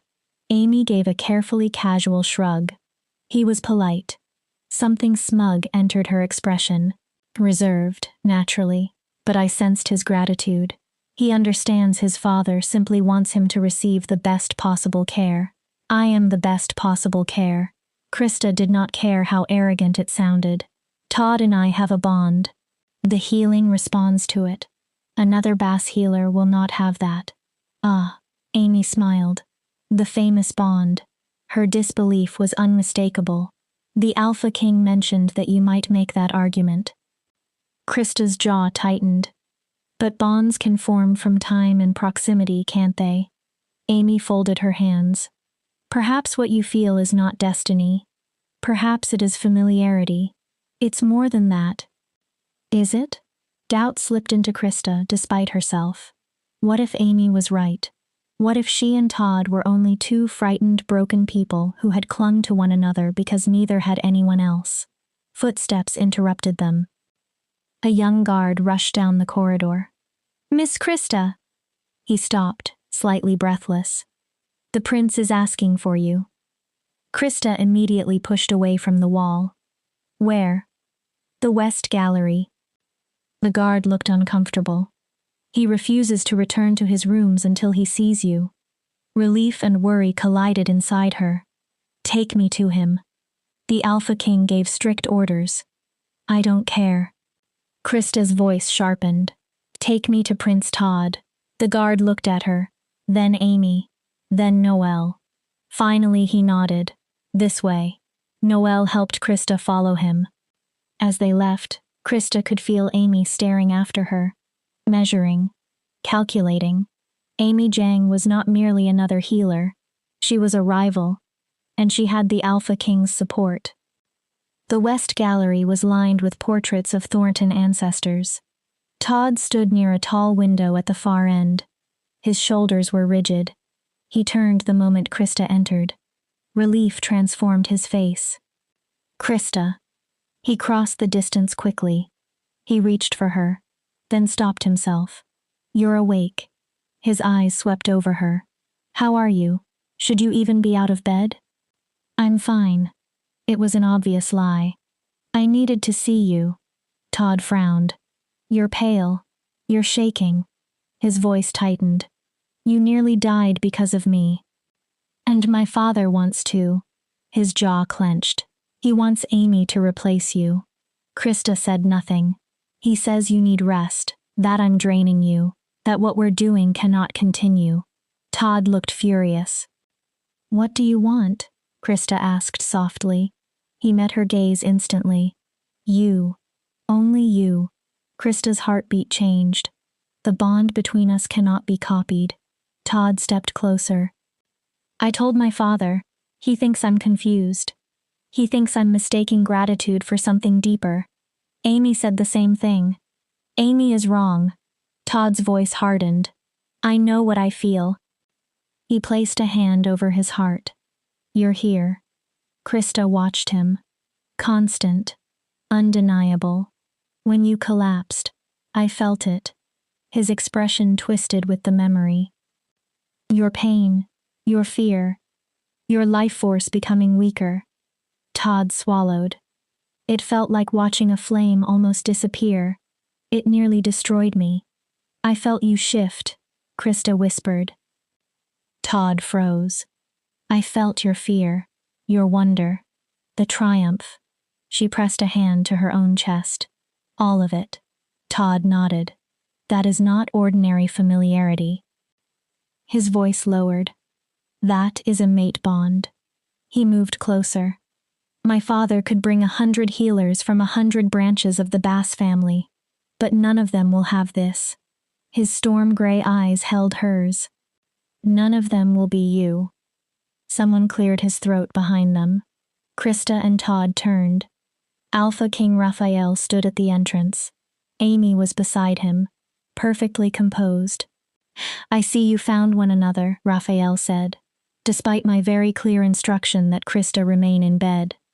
With respect, Father, your instruction was wrong. Steel entered Todd's voice. Krista had never heard him speak to Raphael that way. Separating us does not help the healing. It weakens it. You are biased, Raphael replied. You've become attached to her. Given what you have endured together, that is understandable. But attachment can cloud judgment. Raphael indicated Amy. Miss Jang has offered to continue the healing until Miss Bass recovers. She has the same bloodline, the same magic. There is no reason she cannot. The mate bond. Todd's words stopped everyone. Raphael stared at his son. Amy's pleasant expression cracked for one instant. Something ugly flashed beneath it before she controlled herself again. Mate bond, Raphael repeated. Todd, you have no wolf. You cannot form a mate bond without. The magic did it. Todd spoke before he could finish. Or perhaps it was always there and the curse prevented me from feeling it. I don't know. He looked at Krista. But I know what I feel. Then he faced his father. Krista is my mate. Amy's jaw tightened. The moon goddess herself could not have chosen better. This is impossible, Amy said sharply. Everyone looked at her. Mate bonds are sacred. They cannot simply be manufactured through healing magic. What you are experiencing could be temporary. Amy's gaze moved to Krista. A side effect of the rituals. When the curse breaks, the connection may disappear. You don't know that, Krista said. None of us understand this. Exactly, Raphael replied. That is why caution is necessary. Todd stared at him. If the bond is real, it should remain even if Krista rests for several weeks while Miss Jang handles the healing. And if the bond disappears? Raphael's expression hardened. Then we will know before you make declarations that could affect the entire kingdom. No. Todd's answer was flat. I will not introduce another variable into something that is already keeping me alive. He reached toward Krista. She stays. She continues the healing. That is final. Raphael's eyes flashed amber. You do not give orders to the Alpha King. His voice filled the gallery. Not even as my son. Then remove my title. Krista looked sharply at Todd. He did not back down. Strip me of being your heir. His voice shook with anger. But I will not let you separate us. Not when she is the reason I am alive. The desperation traveling through their bond struck Krista with such force that she became dizzy. Or perhaps it was simply exhaustion. Her knees weakened. Todd grabbed her immediately. Noel reached her from the other side. She's going to collapse, Noel said. Please, Alpha King. Noel looked toward Raphael. Let her recover in her current chambers. She's already close to the prince. Allow them to maintain whatever bond exists without forcing her to keep exhausting herself. Raphael looked at Krista, then Todd. Something in his expression softened. Very well. Todd's body relaxed slightly. But Miss Jang will observe the healing. Todd immediately frowned. She will study the techniques and rituals so that if Miss Bass requires rest, we have an alternative. Father, that is my final offer. Raphael's tone allowed no argument. Accept it, or I will move Miss Bass to the opposite wing. Todd looked at Krista. She gave the smallest nod. It was not ideal, but they would remain together. Fine. Todd looked at Amy. She observes only. She does not interfere. Agreed. Raphael turned toward Amy. You will report everything objectively to me and the scholars. Amy smiled, sharp as a blade. Of course, Alpha King. The next week was torture. Amy followed Krista constantly. She watched every ritual, every movement, every use of the amulet. She filled pages with notes. Her presence made Krista uncomfortable. Worse, the healing itself seemed less responsive whenever Amy watched. The magic became sluggish, reluctant. And Krista hated the way Amy looked at Todd. Desire was there. But not only desire, ambition. She wants him, Noel whispered one evening as she helped Krista dress. Not because she loves him. Noel fastened another button. She wants what standing beside him would make her. He isn't available. Krista tried unsuccessfully to keep jealousy from her voice. Perhaps someone should explain that to Amy. Noel sighed. She has been asking the servants questions about you. What questions? Whether the mate bond is real. What people think about you and Todd. Krista looked at herself in the mirror. What are they saying? Noel hesitated. Some believe it completely. And the others? Noel said nothing. They think I'm a desperate wolfless commoner trying to trap a prince. I don't. Noel's response was immediate. And neither does anyone who has actually watched the two of you. She touched Krista's shoulder. The bond is obvious. But Krista stared at her reflection. Was it? Some color had returned to her face. She was stronger than she had been after collapsing. yet she still looked exactly like what she was. A common woman wearing royal clothing. Amy looked born for this world. Educated, polished, confident. "Stop it," Noelle said. Krista blinked. "You're spiraling again." Noelle met her eyes in the mirror. "The prince chose you. The magic chose you. That is what matters." Krista wanted to believe her. Then she entered Todd's room for the evening ritual and found Amy already there, laughing. Todd had apparently said something amusing. Doubt returned immediately. "Krista." Todd's attention shifted toward her the instant she appeared. "I was telling Amy about another dream I had last night." "Another memory, perhaps," Amy said pleasantly. "The mind is remarkable." She looked at Todd. "I would love to discuss these dreams in greater detail during tomorrow's observation session." "Perhaps," Todd said without enthusiasm. Then he looked at Krista. "Are you ready?" Krista nodded. She sat in her usual place on the edge of the bed. Amy settled into a chair in the corner, notebook ready, eyes alert. Krista tried to forget she was there. She focused on Todd, on the amulet, on the warmth between them. Then she sang. The first words felt wrong, clumsy. Power that usually flowed like water caught inside her. Stopped, started, caught again. Todd's brow furrowed. Concern traveled through the bond.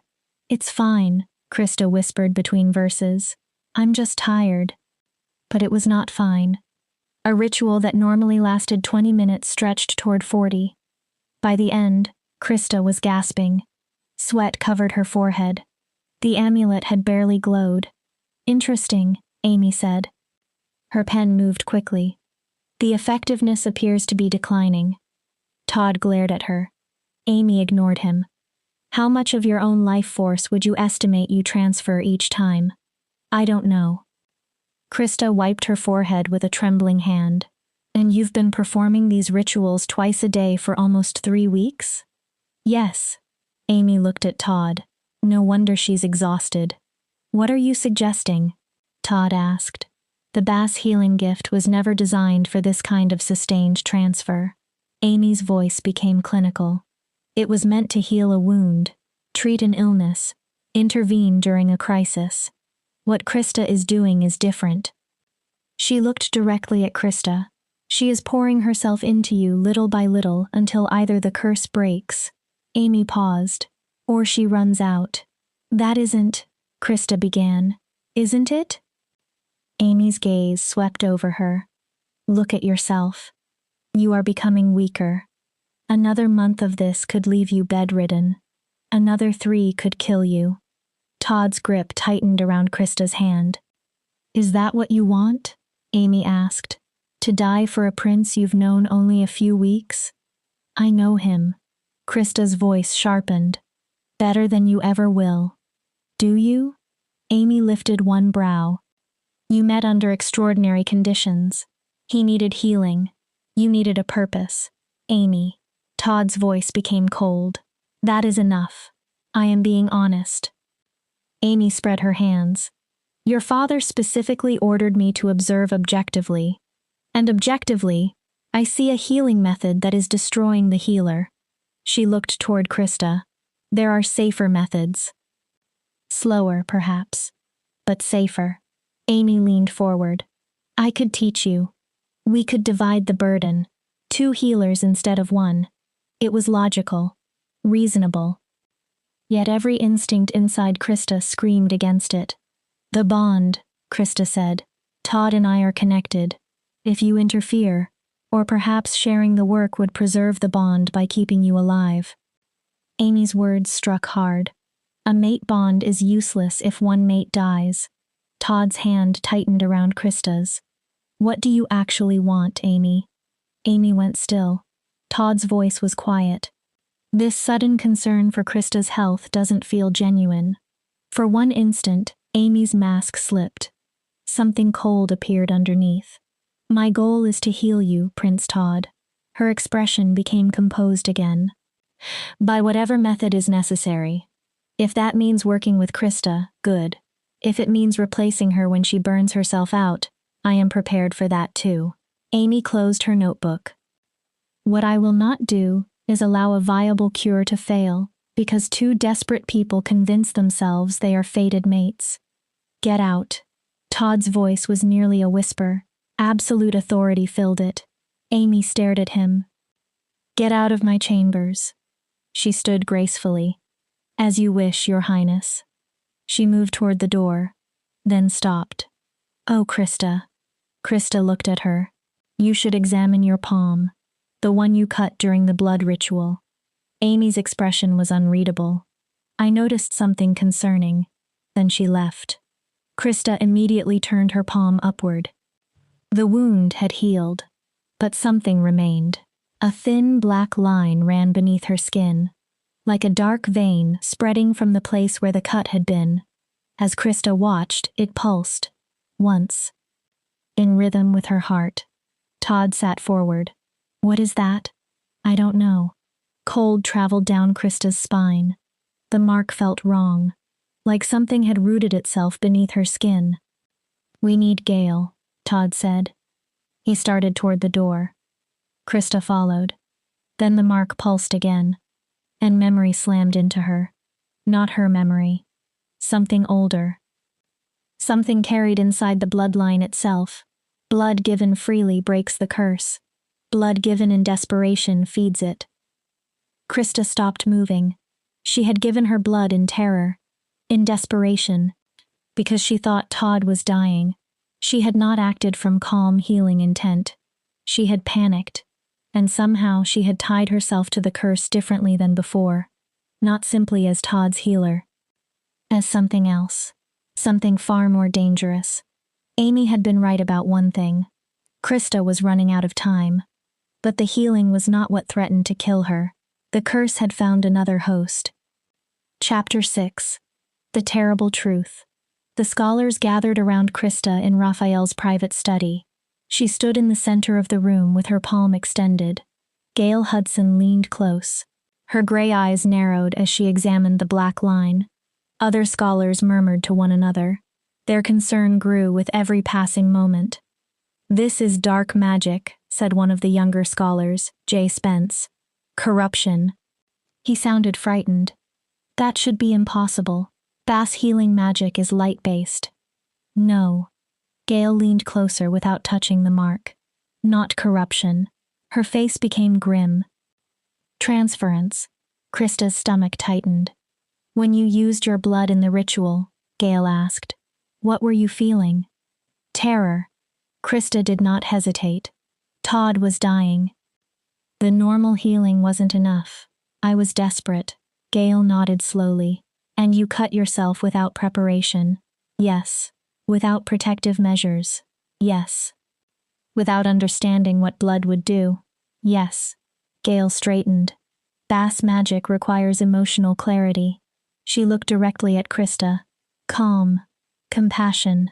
Pure intent. Instead, you gave it fear and desperation. Todd stood immediately behind Krista, one hand resting protectively on her shoulder. What does that mean? His voice was tense. What did she do? She opened a door. Gale's expression darkened.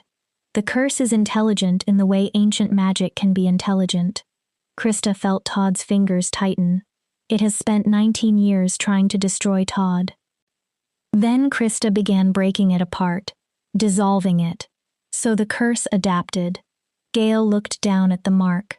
When Krista used blood while terrified, it found an opportunity. A new host. The room went silent. Todd's face drained of color. You're saying it left me and entered her? No. Gale shook her head. It did not leave you. It expanded. It is still inside Todd. And now it is inside Krista too. Krista barely breathed, feeding on her life force, using her own healing magic against her.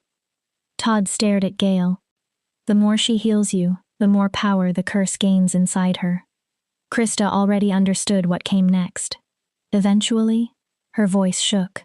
Gale looked at her with sorrow. Eventually it will consume you. Your healing gift will become corrupted by the curse. And once that happens, you won't be able to help Todd at all. The curse wins. Raphael's expression hardened. How long? Gale examined Krista's arm. The spread is still slow. She calculated silently. At this rate, approximately 6 weeks before it reaches her heart. And then? No one answered. No one needed to. Todd moved closer to Krista. Then remove it. Gale looked toward him. Cut away whatever part contains it. Burn it. Do whatever you need. It is not a physical wound, Jay said. The mark is only the visible manifestation. Todd glared. The corruption is woven through her life force. Jay swallowed. Removing it would kill her. Silence again. Todd's control broke. Then what are we supposed to do? Krista felt the anguish traveling through their bond. It hurt almost as much as her own fear. Gale exchanged a look with the other scholars. There are 2 possibilities.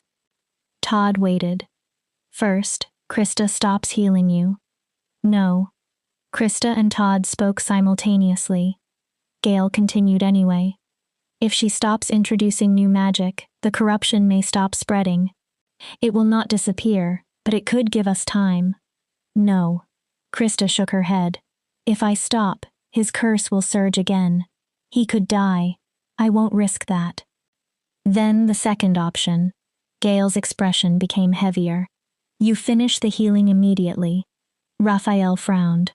How? One enormous ritual. Gale looked from Todd to Krista. Instead of weakening the curse gradually, Krista channels everything she has at once and destroys it completely before it can take control of her. And the mark? If the curse is destroyed in Todd, the part inside Krista should also die. Todd looked suspicious. What is the cost? Gale did not answer immediately.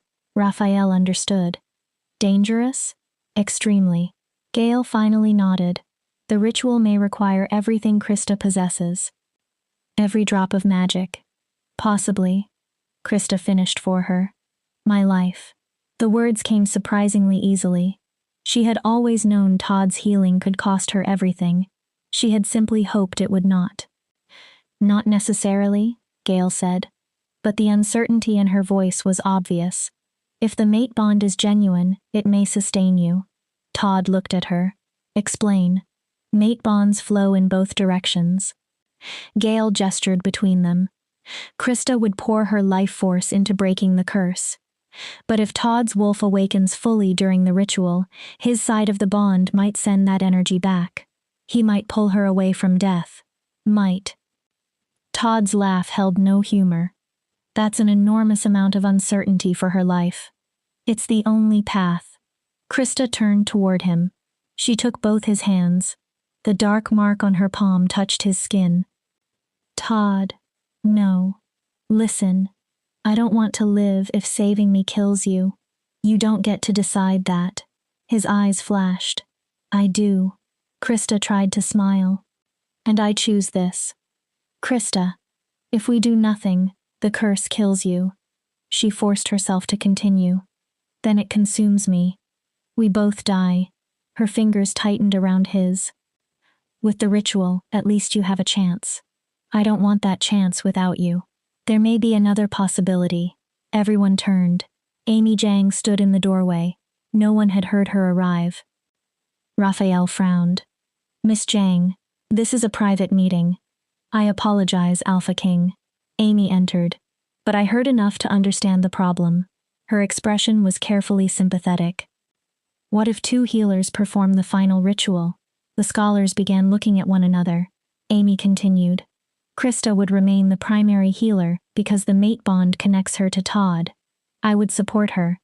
Stabilize her magic. Share part of the burden. And perhaps prevent her life force from falling low enough to kill her. Gale's expression turned thoughtful. It is possible. Krista looked at her. Base healing can be performed collaboratively. Gale nodded slowly. It is rare, but possible. The primary healer would still carry most of the drain. Jay looked toward Amy. But a secondary healer might keep Krista stable. Then we do it, Raphael said. His decision came instantly. Amy assists Krista. That is an order. Father, Todd protested. We don't know if we can trust her. Yet Krista felt his conflict through the bond. He mistrusted Amy, but any possibility of Krista surviving tempted him. Trust me or don't, Amy said calmly. I am still a healer. I swore an oath to preserve life. She looked at Krista. I will not allow her to die if I can prevent it. Krista studied Amy. Was any of it genuine? Or was Amy still maneuvering toward Todd? Krista could not tell, but the alternative was attempting the ritual alone, and almost certainly dying. When? Krista asked. As soon as possible, Gail replied. She inspected the dark line again. The curse is spreading every day. We should prepare for approximately 1 week, 2 at the absolute most. Then we prepare, Raphael said. He turned toward the scholars. Document everything. Every reference to the curse. Base healing. Mate bonds. Nothing is left to chance. Then he faced Amy. You work with Krista. Learn how her method functions. Synchronize your magic. Finally, Raphael looked toward Todd. His expression softened. Spend time with her. Todd's grip tightened around Krista's hand.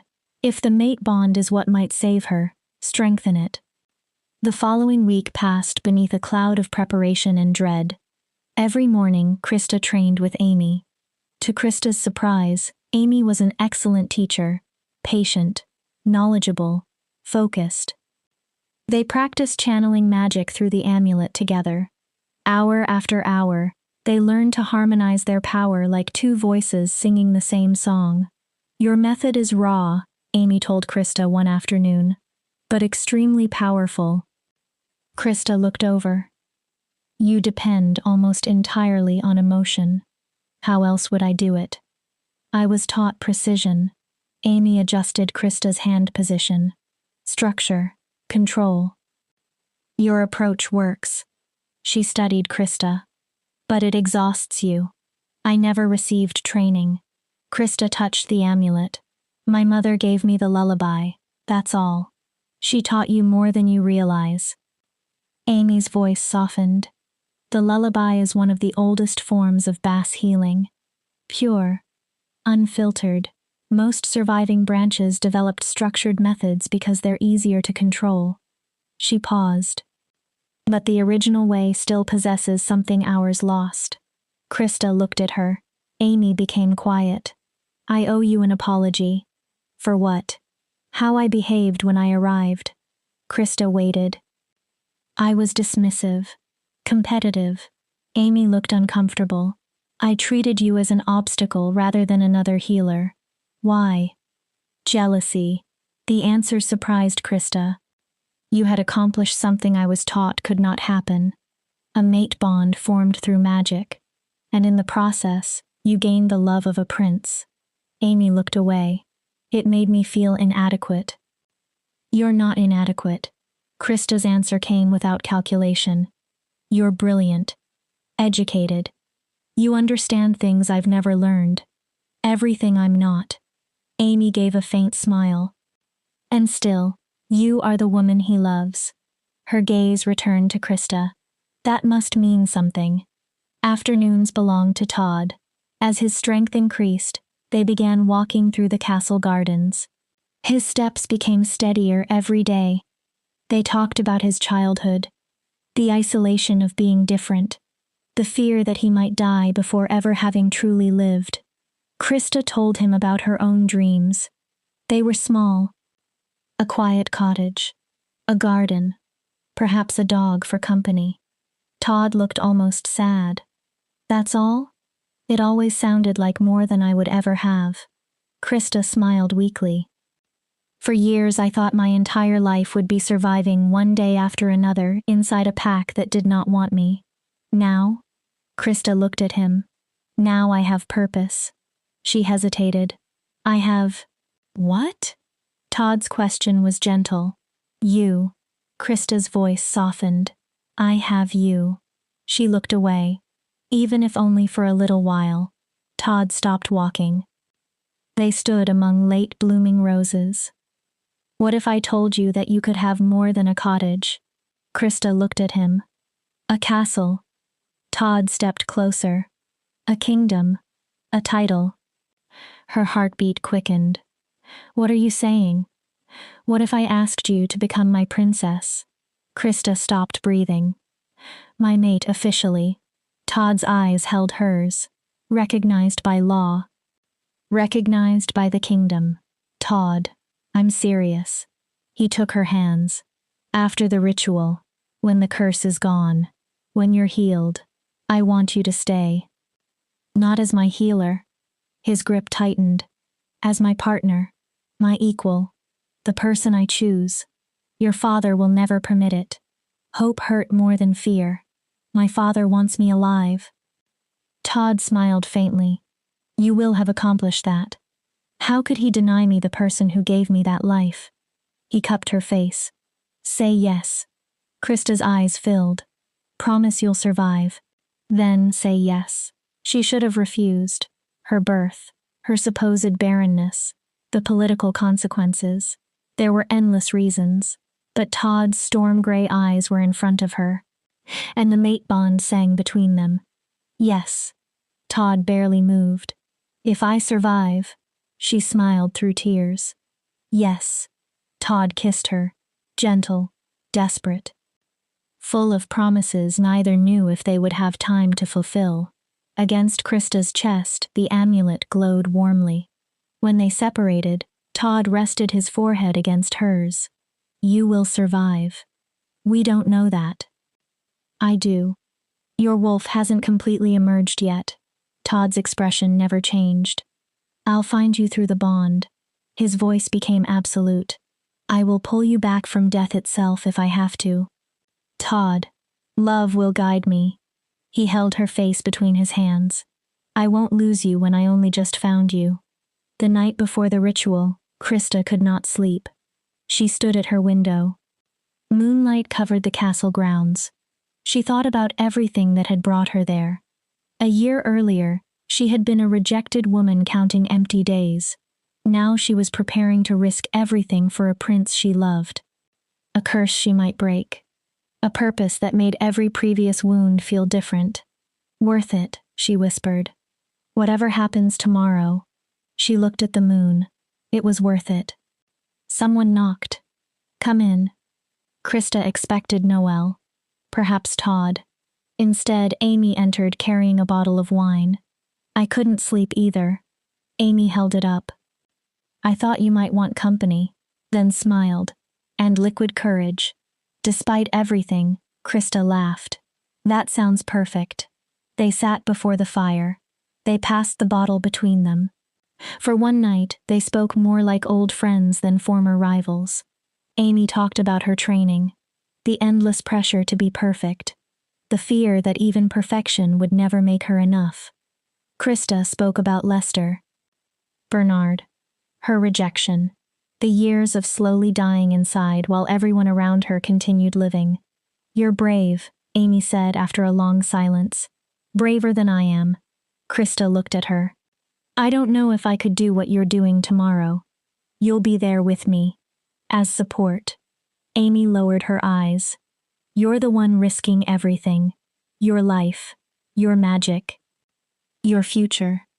She shook her head. For a man you've known 1 month. That isn't logic. It isn't duty. Amy looked directly at Krista. That is love. Krista stared into the fire. I never thought I would love anyone after Lester. I thought that part of me was broken too. But Todd? A smile formed without her intending it. He makes me want to try. To hope. To believe that happy endings might actually exist. Then we make sure you get one, Amy said. She lifted the bottle. To tomorrow. Krista lifted it too. To breaking curses. To proving love is stronger than hatred. To tomorrow. Their bottles touched. They drank until nothing remained. Eventually the fire burned low. Krista fell asleep curled in her chair. Amy stood over her. She placed a blanket across Krista's body. Then she whispered 2 words. "I'm sorry." Krista never heard them. She woke to chaos. Noel was shaking her. "Miss Krista." Krista's head pounded. "Wake up." "What?" "Something is wrong." Noel's face was pale. "The prince." Krista became fully alert. "What about him?" "He's collapsing. The curse is worse than ever." Krista pushed herself upright. "How? The ritual isn't until this afternoon." "I don't know." Noel grabbed her arm. "But you need to come." Krista ran through the corridors in her nightgown. She did not care who saw. Todd's room was filled with panic. He lay convulsing on the floor. His body shifted violently between forms. Black veins spread beneath his skin. They looked exactly like the mark on Krista's palm. "What happened?" She dropped beside him. "We don't know." Raphael's control was barely holding. "He was fine last night. This morning he woke like this. The curse is attacking before we can perform the ritual." Krista placed her marked hand against Todd's chest.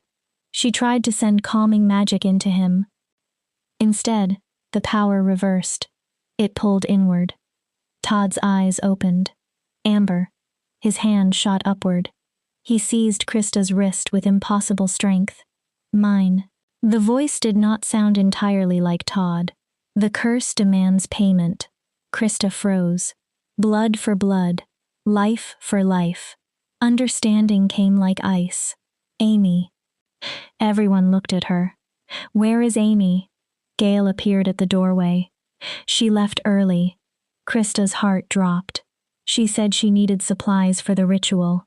Gail frowned. "Why?" The wine. Their conversation. Amy's apology. "I'm sorry." Krista had not heard it then. Now the meaning was impossible to miss. She did something. Raphael stared. "What?" "The wine." Krista's voice shook. "She poisoned it. Cursed it. Something." Horror spread through her. She accelerated the curse. "Why?" Raphael demanded the answer. "Why would she do that?" Krista looked at Todd. "Because she wants him. If I die breaking the curse, Amy becomes the perfect person to remain beside him. A healer. A woman his father already approves." Krista swallowed. "Eventually, perhaps his mate." Todd's hand tightened around her wrist. The curse began pulling harder at Krista's energy. She gasped. The black mark raced farther up her arm. "We have to perform the ritual now," Gail said. Krista looked at her. "But Amy isn't here." Her voice broke. "There is no secondary healer. I'll die." "Perhaps not." Gail moved closer. "If the mate bond is genuine, if it is strong enough, it may sustain you. How much time does Todd have?" "Minutes." Gail looked at him. "If he dies, the curse consumes you anyway." Krista stared at Todd's face. She felt his pain, his love, his fear, his regret. All of it moved through their bond. This was not how the final ritual was supposed to happen. She was supposed to prepare. She was supposed to have time. Time to say goodbye if she needed to. Time to make peace with death. But life had never cared about Krista's plans. "Do it." Gail looked at her. "Bring the amulet." Krista's voice became steady. "Bring every scholar." She looked down at Todd. "I'll sing the lullaby one last time." Her fingers tightened around his. "And pray love really is stronger than death." Chapter 7. When love breaks ancient magic. They carried Todd into the great hall. It was the largest open chamber in the castle. A vaulted ceiling towered overhead, painted with constellations and ancient wolf legends. The scholars moved frantically. Chalk and salt formed symbols across the floor. Candles were placed in intricate patterns. Protection prayers filled the hall in languages so old that even the scholars barely understood them. At the center of the ritual circle, Krista knelt beside Todd. She held the amulet between both hands. The black mark had already passed her elbow. Dark lines climbed her arm like poisoned roots. Krista could feel them reaching for her heart. Todd's convulsions had weakened. That frightened her more. His breathing had become shallow, his skin cold. Both of them were dying. The curse was winning. The ritual requires complete honesty, Gale said. She knelt beside Krista. No barriers between you. No walls. No secrets. No protection. Krista looked toward Todd. The mate bond must become a completely open channel. Gale continued. Your life force goes into him. His awakened wolf must return power to you. But only if you both surrender completely. I don't know how. Krista's voice trembled. Yes, you do. Gale's answer was gentle. You've been doing it since you met. Every time you sang. Every conversation in the darkness. Every moment you chose to feel rather than hide. Gale touched her shoulder. This is simply the final step. Let go. Raphael approached. For the first time since Krista had met him, the Alpha King looked old, exhausted, terrified. Krista. She looked up. If this fails. His voice nearly broke. If you die. Todd's father struggled for control. I want you to know that I am grateful. For everything you gave my son. For giving him hope when he had none. For loving him when the world made him believe he was unlovable. He was always lovable, Krista whispered. Raphael's eyes glistened. The world was simply blind. He nodded, then stepped away. The scholars took their places. Noelle stood among the servants. Tears streamed down her face. Krista looked around. Nearly the entire castle had gathered. They had come to witness a 500-year-old curse end, or to watch two broken people die while trying. Ready? Gale asked. Krista looked at Todd. His eyes were closed. His face almost peaceful despite the darkness beneath his skin. She pressed her marked palm over his heart. A weak beat answered beneath it. I love you. Her voice was soft. If you can hear me. Krista swallowed.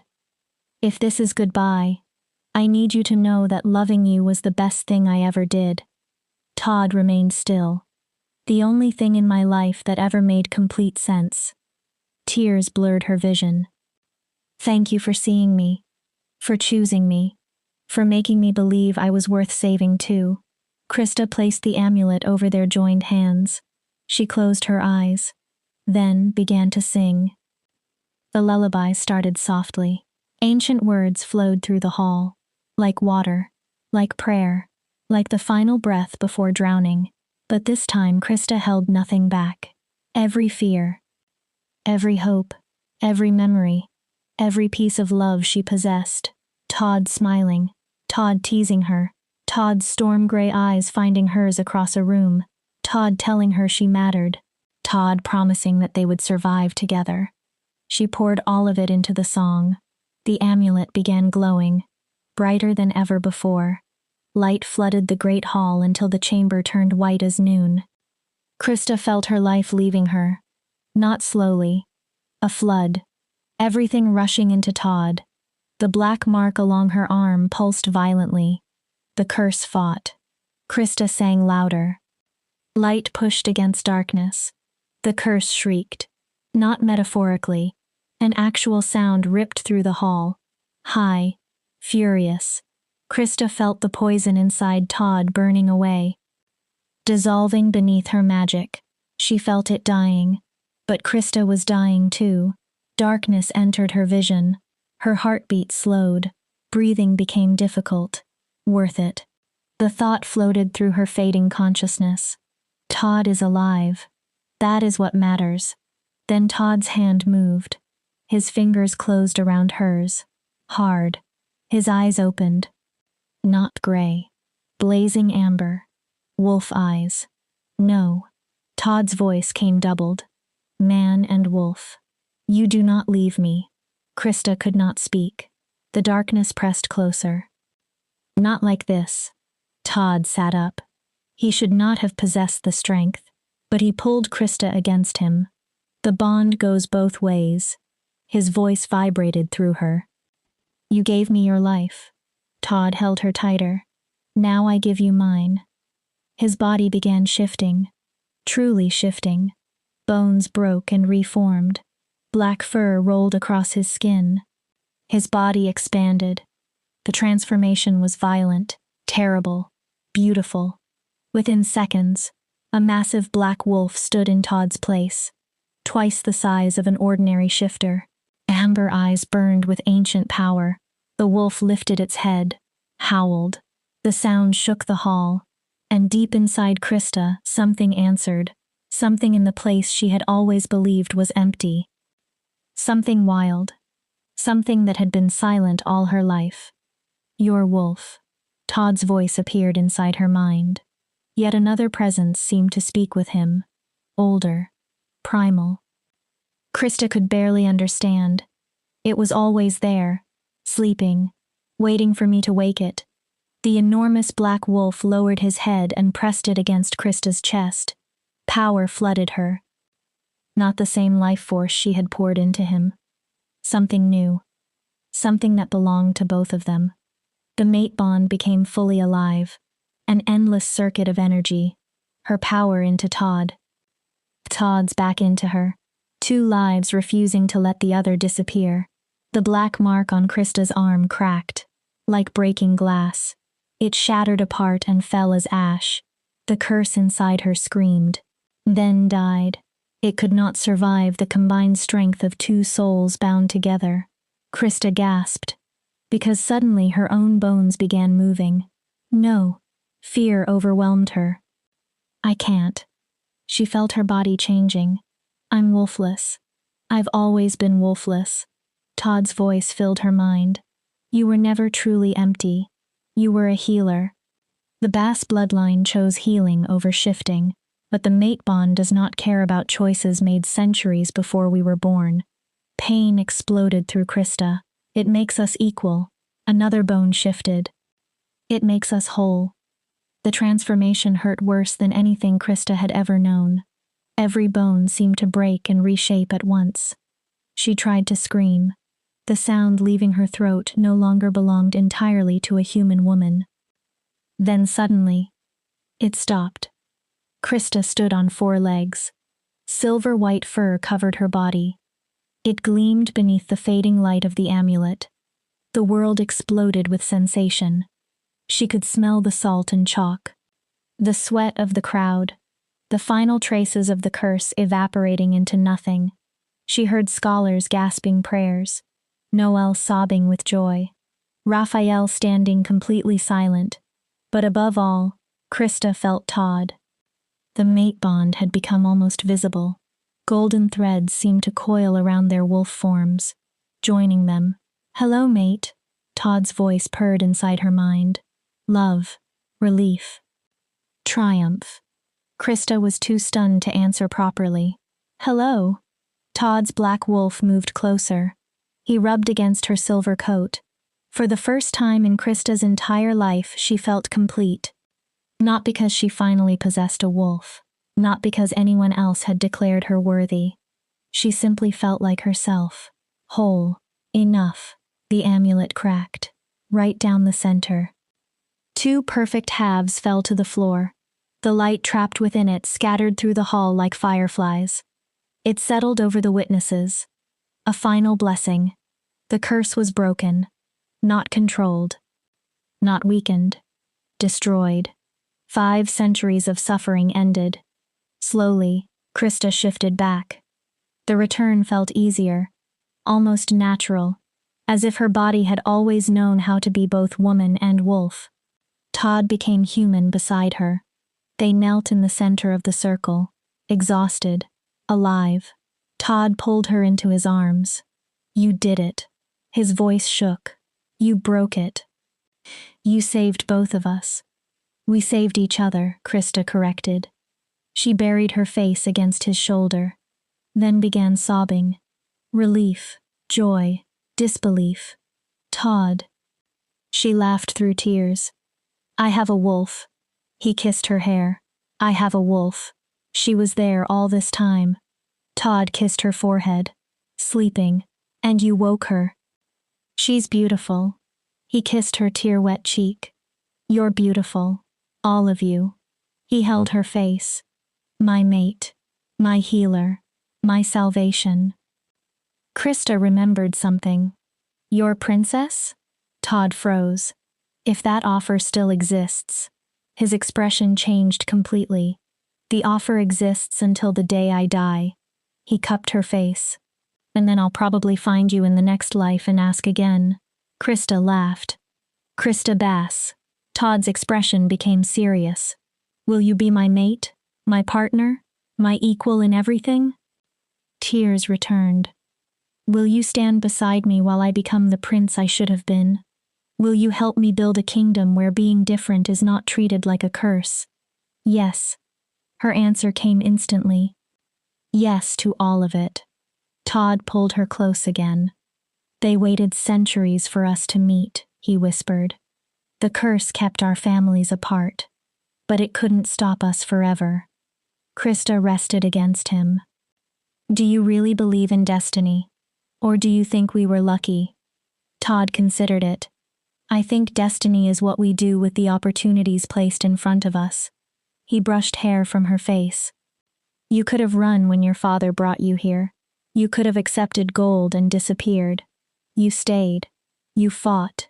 You believed in us when everyone else saw reasons we should fail. Todd smiled. That isn't luck. That is choice. He kissed her forehead. The best choice either of us ever made. Krista pressed closer. She breathed in his familiar scent. Pine. Leather. And something that was simply Todd. I love you. He looked down. I know I said it during the ritual. Krista smiled through tears. But I want you to hear it while I'm completely conscious. I love you, Todd Hawkins. Wolf or wolfless. Cursed or free. I would choose you every time. I love you too. Todd tightened his arms. My healer. My silver wolf. My mate. They fell asleep together. The bond glowed quietly between them in the darkness. Outside the castle, a full moon rose. And morning would bring the first day of everything that came next. Chapter 8. The Healing Temple. 1 year later, the Royal Healing Temple stood on the eastern edge of the castle grounds. White stone gleamed beneath the morning sun. The temple had been Krista's idea, a place for anyone who had been called broken, defective, worthless. A place where they could learn that difference did not mean failure. Krista stood in the main hall watching a group of children practice shifting exercises. Under the old ways, many of them would have been labeled wolfless. Some shifted slowly, some only partially. Others had never shifted at all. Krista refused to let those labels define them. Remember, she called. The children looked toward her. Power is not measured by how quickly you shift. Or how completely. She walked between them. Your power begins with knowing who you are, and refusing to allow anyone else to decide your worth. A little girl raised her hand. She was perhaps 7. Bright red hair. Freckles. Miss Krista? Yes? What if my wolf never comes? The child's voice trembled. What if I'm broken forever? Krista knelt beside her. She recognized the fear. She had carried the same fear for 24 years. Then you find your other gifts. The girl stared at her. Other strengths. Krista smiled. My wolf did not appear until I was 24. Several children looked surprised. And do you know what happened before that? The girl shook her head. I survived. Krista touched her gently on the shoulder. I learned. I healed. I found purpose in things that had nothing to do with shifting. And when my wolf eventually came, she was stronger for having waited. But everyone says, everyone can be wrong. Krista stood.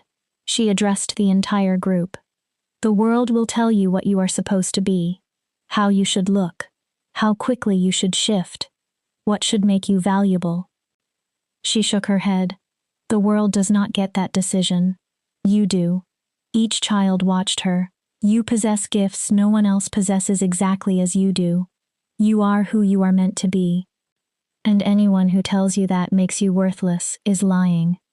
The children nodded solemnly. Warmth filled Krista. Every time one of them believed her, she felt as though another part of her own childhood healed. All right, she clapped her hands. Let's try the meditation again. The children settled. Close your eyes. Breathe. Feel for your wolf, but don't force anything. Krista softened her voice. Listen. Sometimes wolves speak in whispers before they learn how to roar. Arms wrapped around her waist from behind. Krista smiled before turning. She already knew who it was. Todd rested his chin against her shoulder. You're incredible with them. He kissed her temple. They listen to every word. They need someone to believe in them. The way you believed in me? Krista turned inside his arms.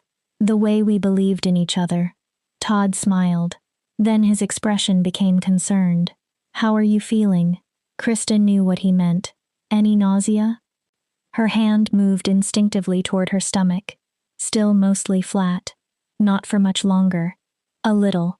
She smiled. The healer says everything is progressing exactly as it should. Todd's entire face changed. The same wonder appeared every time they discussed the pregnancy. A month had passed since Krista had discovered the impossible. She was pregnant. The woman who had been told for years that she was barren was going to become a mother. It still feels like a miracle, Todd said. His hand covered hers over her stomach. Every morning I wake and have to remind myself this is real. You're real. His smile widened. And we're having a child. Perhaps breaking the curse healed that part of me too. Krista still did not understand it. Or the mate bond. Or perhaps you were never barren.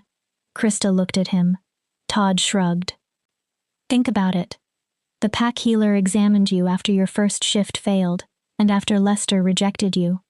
She saw a wolfless woman, and may have found exactly what she expected to find, perhaps.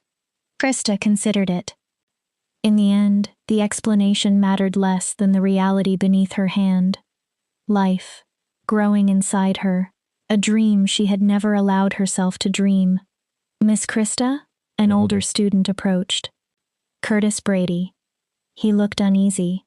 There's someone here asking for you. Who? A woman. Curtis hesitated. She says she's a bass. Krista's breath caught. Since the curse ended, several hidden branches of the Bass family had emerged. People who had concealed their ancestry for centuries now knew they could claim it safely. But something in Curtis's expression made Krista cautious. Bring her in. The woman who entered was small and elderly. White hair had been pulled into a severe bun. Her eyes were so pale they almost lacked color. Krista stared. Then recognition hit. A portrait. One her mother had kept hidden. A woman Krista had been told died when she was an infant. Grandmother? The woman stopped. Hello, child. Her voice was dry and thin. Krista could barely process what she was seeing. I'm sorry for the deception. You're alive. I have been alive all this time. Krista stared. Living in hiding. The old woman continued. Waiting for the proper moment to reveal myself. Why? Anger rose beneath Krista's confusion. Why let me believe you were dead? Why let me believe I had no family? Why let me suffer alone? Her grandmother's expression did not change. Because you needed to become desperate. The words hit like a slap. What? The curse could only be broken by someone with nothing left to lose. Krista stopped breathing. Someone broken enough that healing another person became the only purpose available. Todd stepped closer behind Krista. If you had known you still had family, the grandmother continued. Support, alternatives. Her pale eyes remained fixed on Krista. You might never have been willing to sacrifice everything for the prince. The casual cruelty stole Krista's voice. You manipulated me.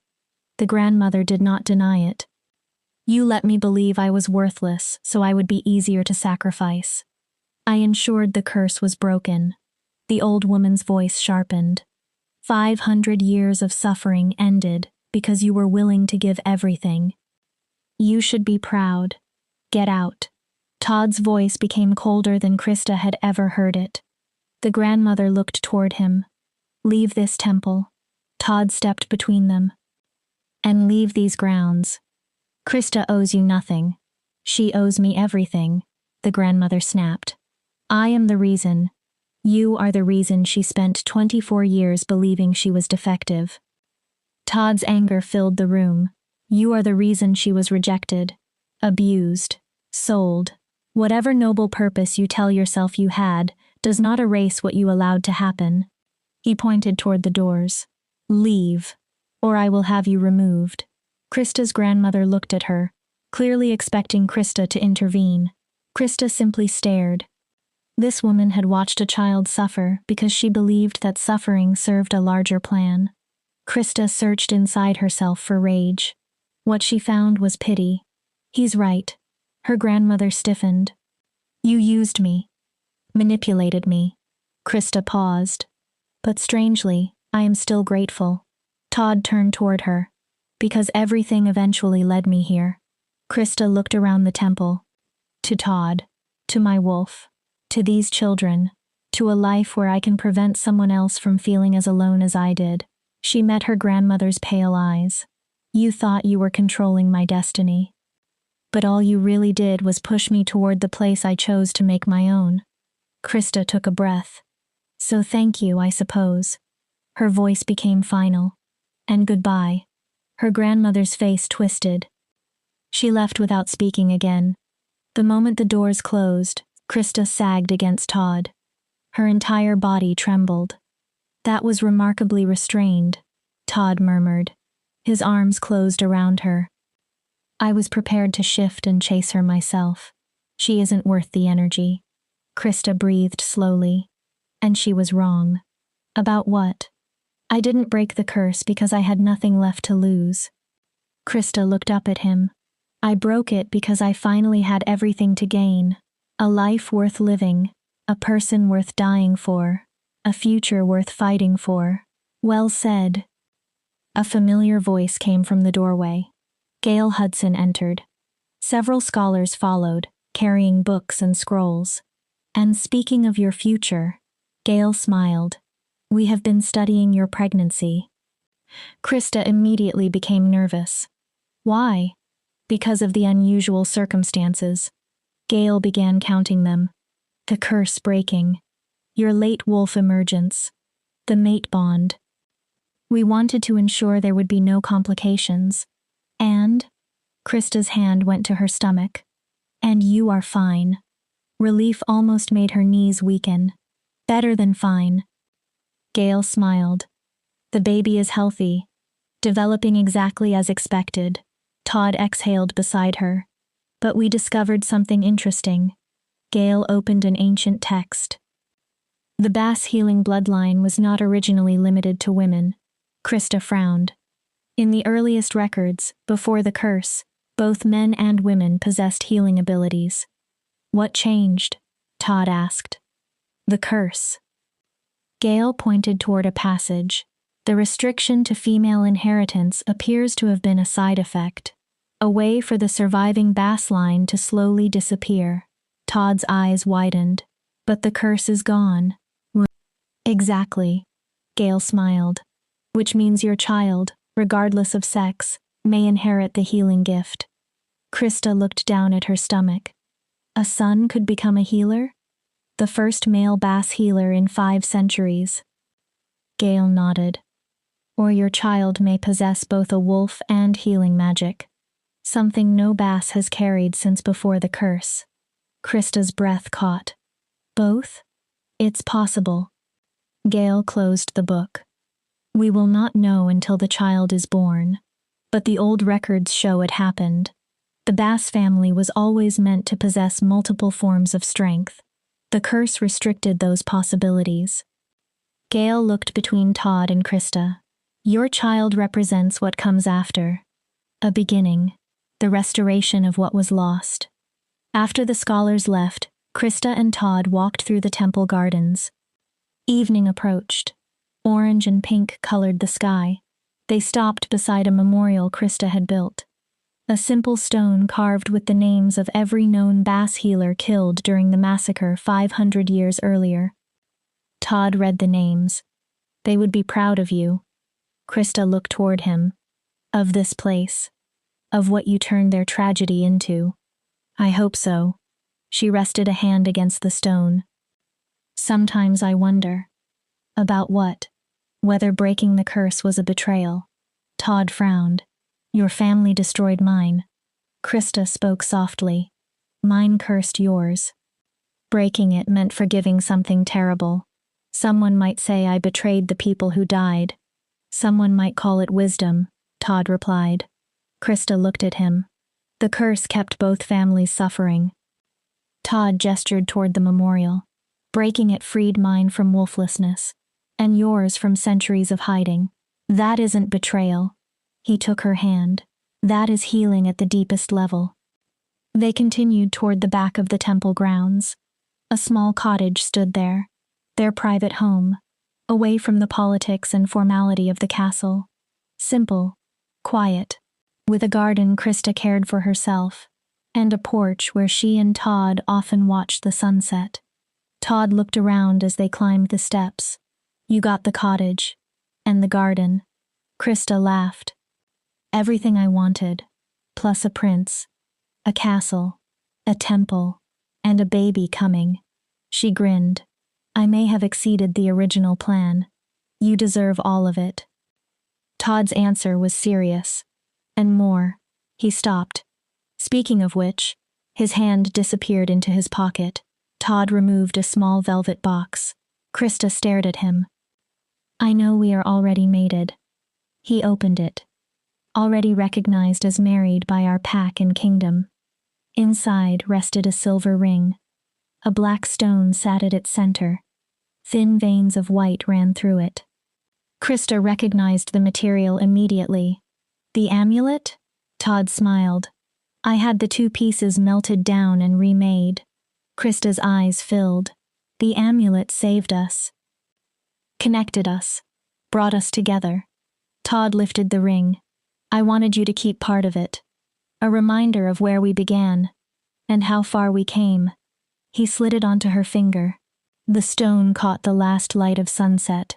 Darkness and silver. Curse and healing. Death and life. All reshaped into something new.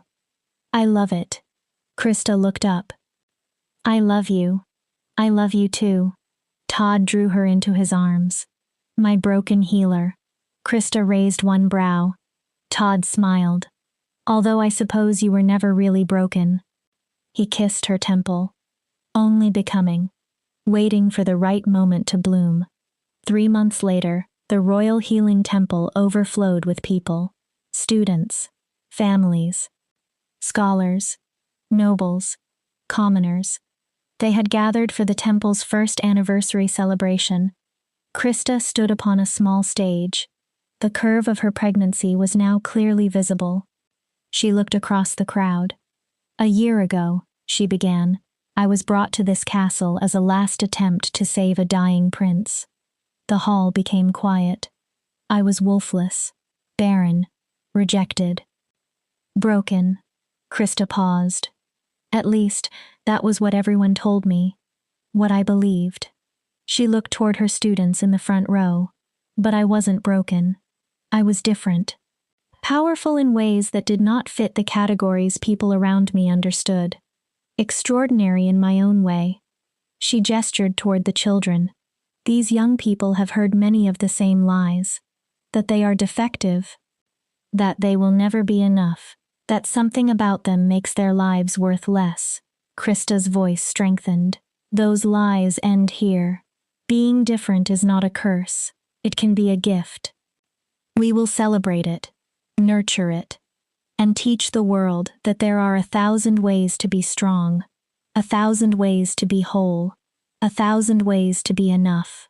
Applause exploded through the temple.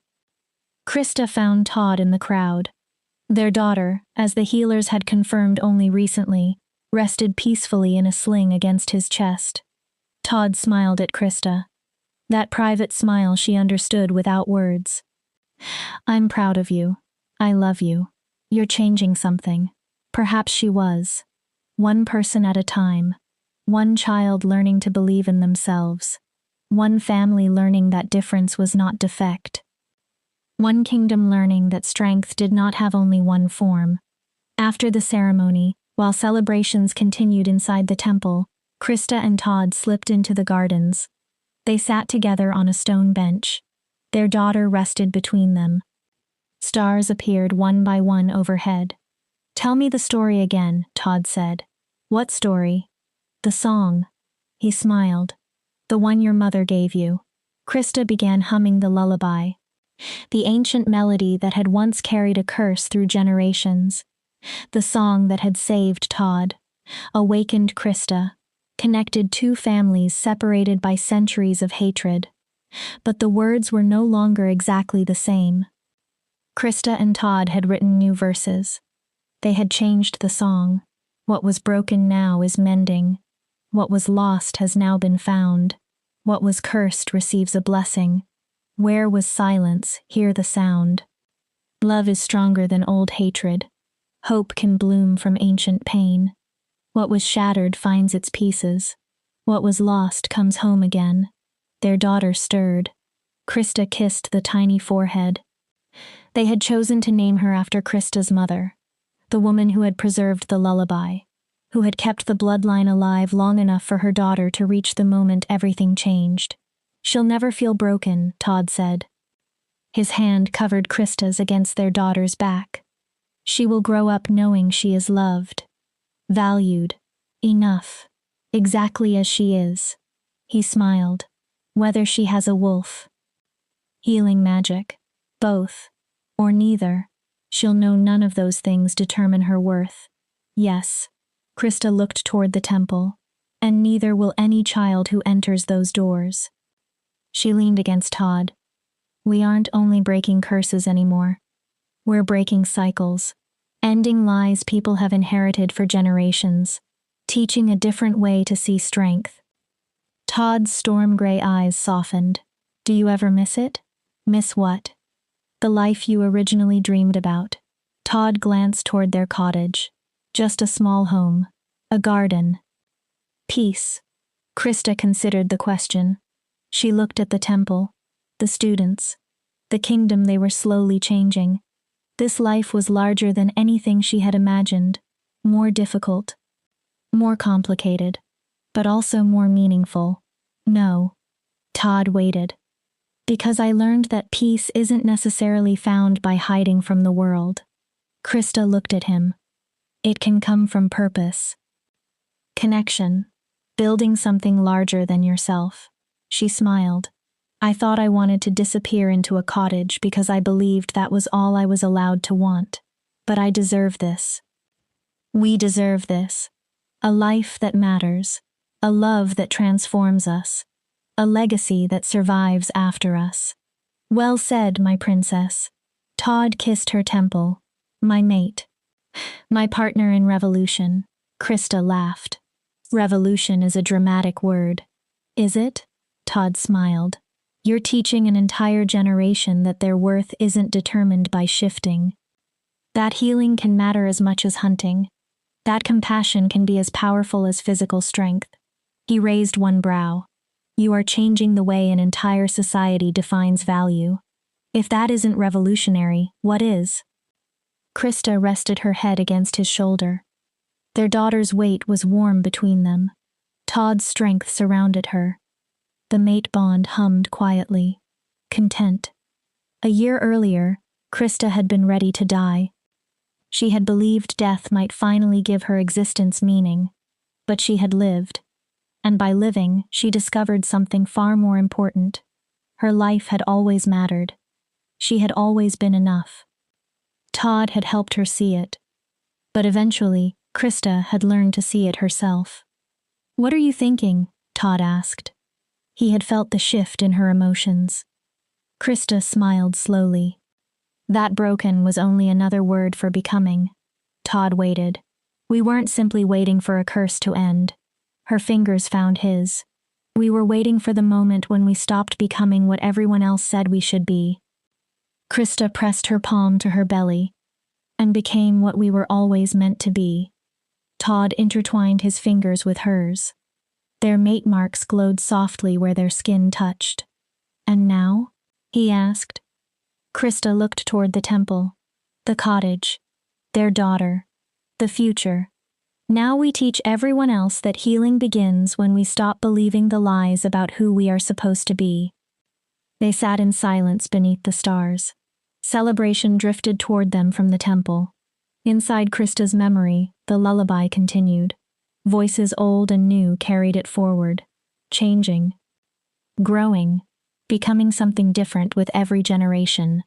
Some songs were meant to evolve. So were people. So were families. So were two souls who had once been told they were broken. Across 5 centuries of pain, they had found one another. And they had discovered that love, real, chosen, unconditional love, could become the most powerful magic of all. The curse was broken. The healing was complete.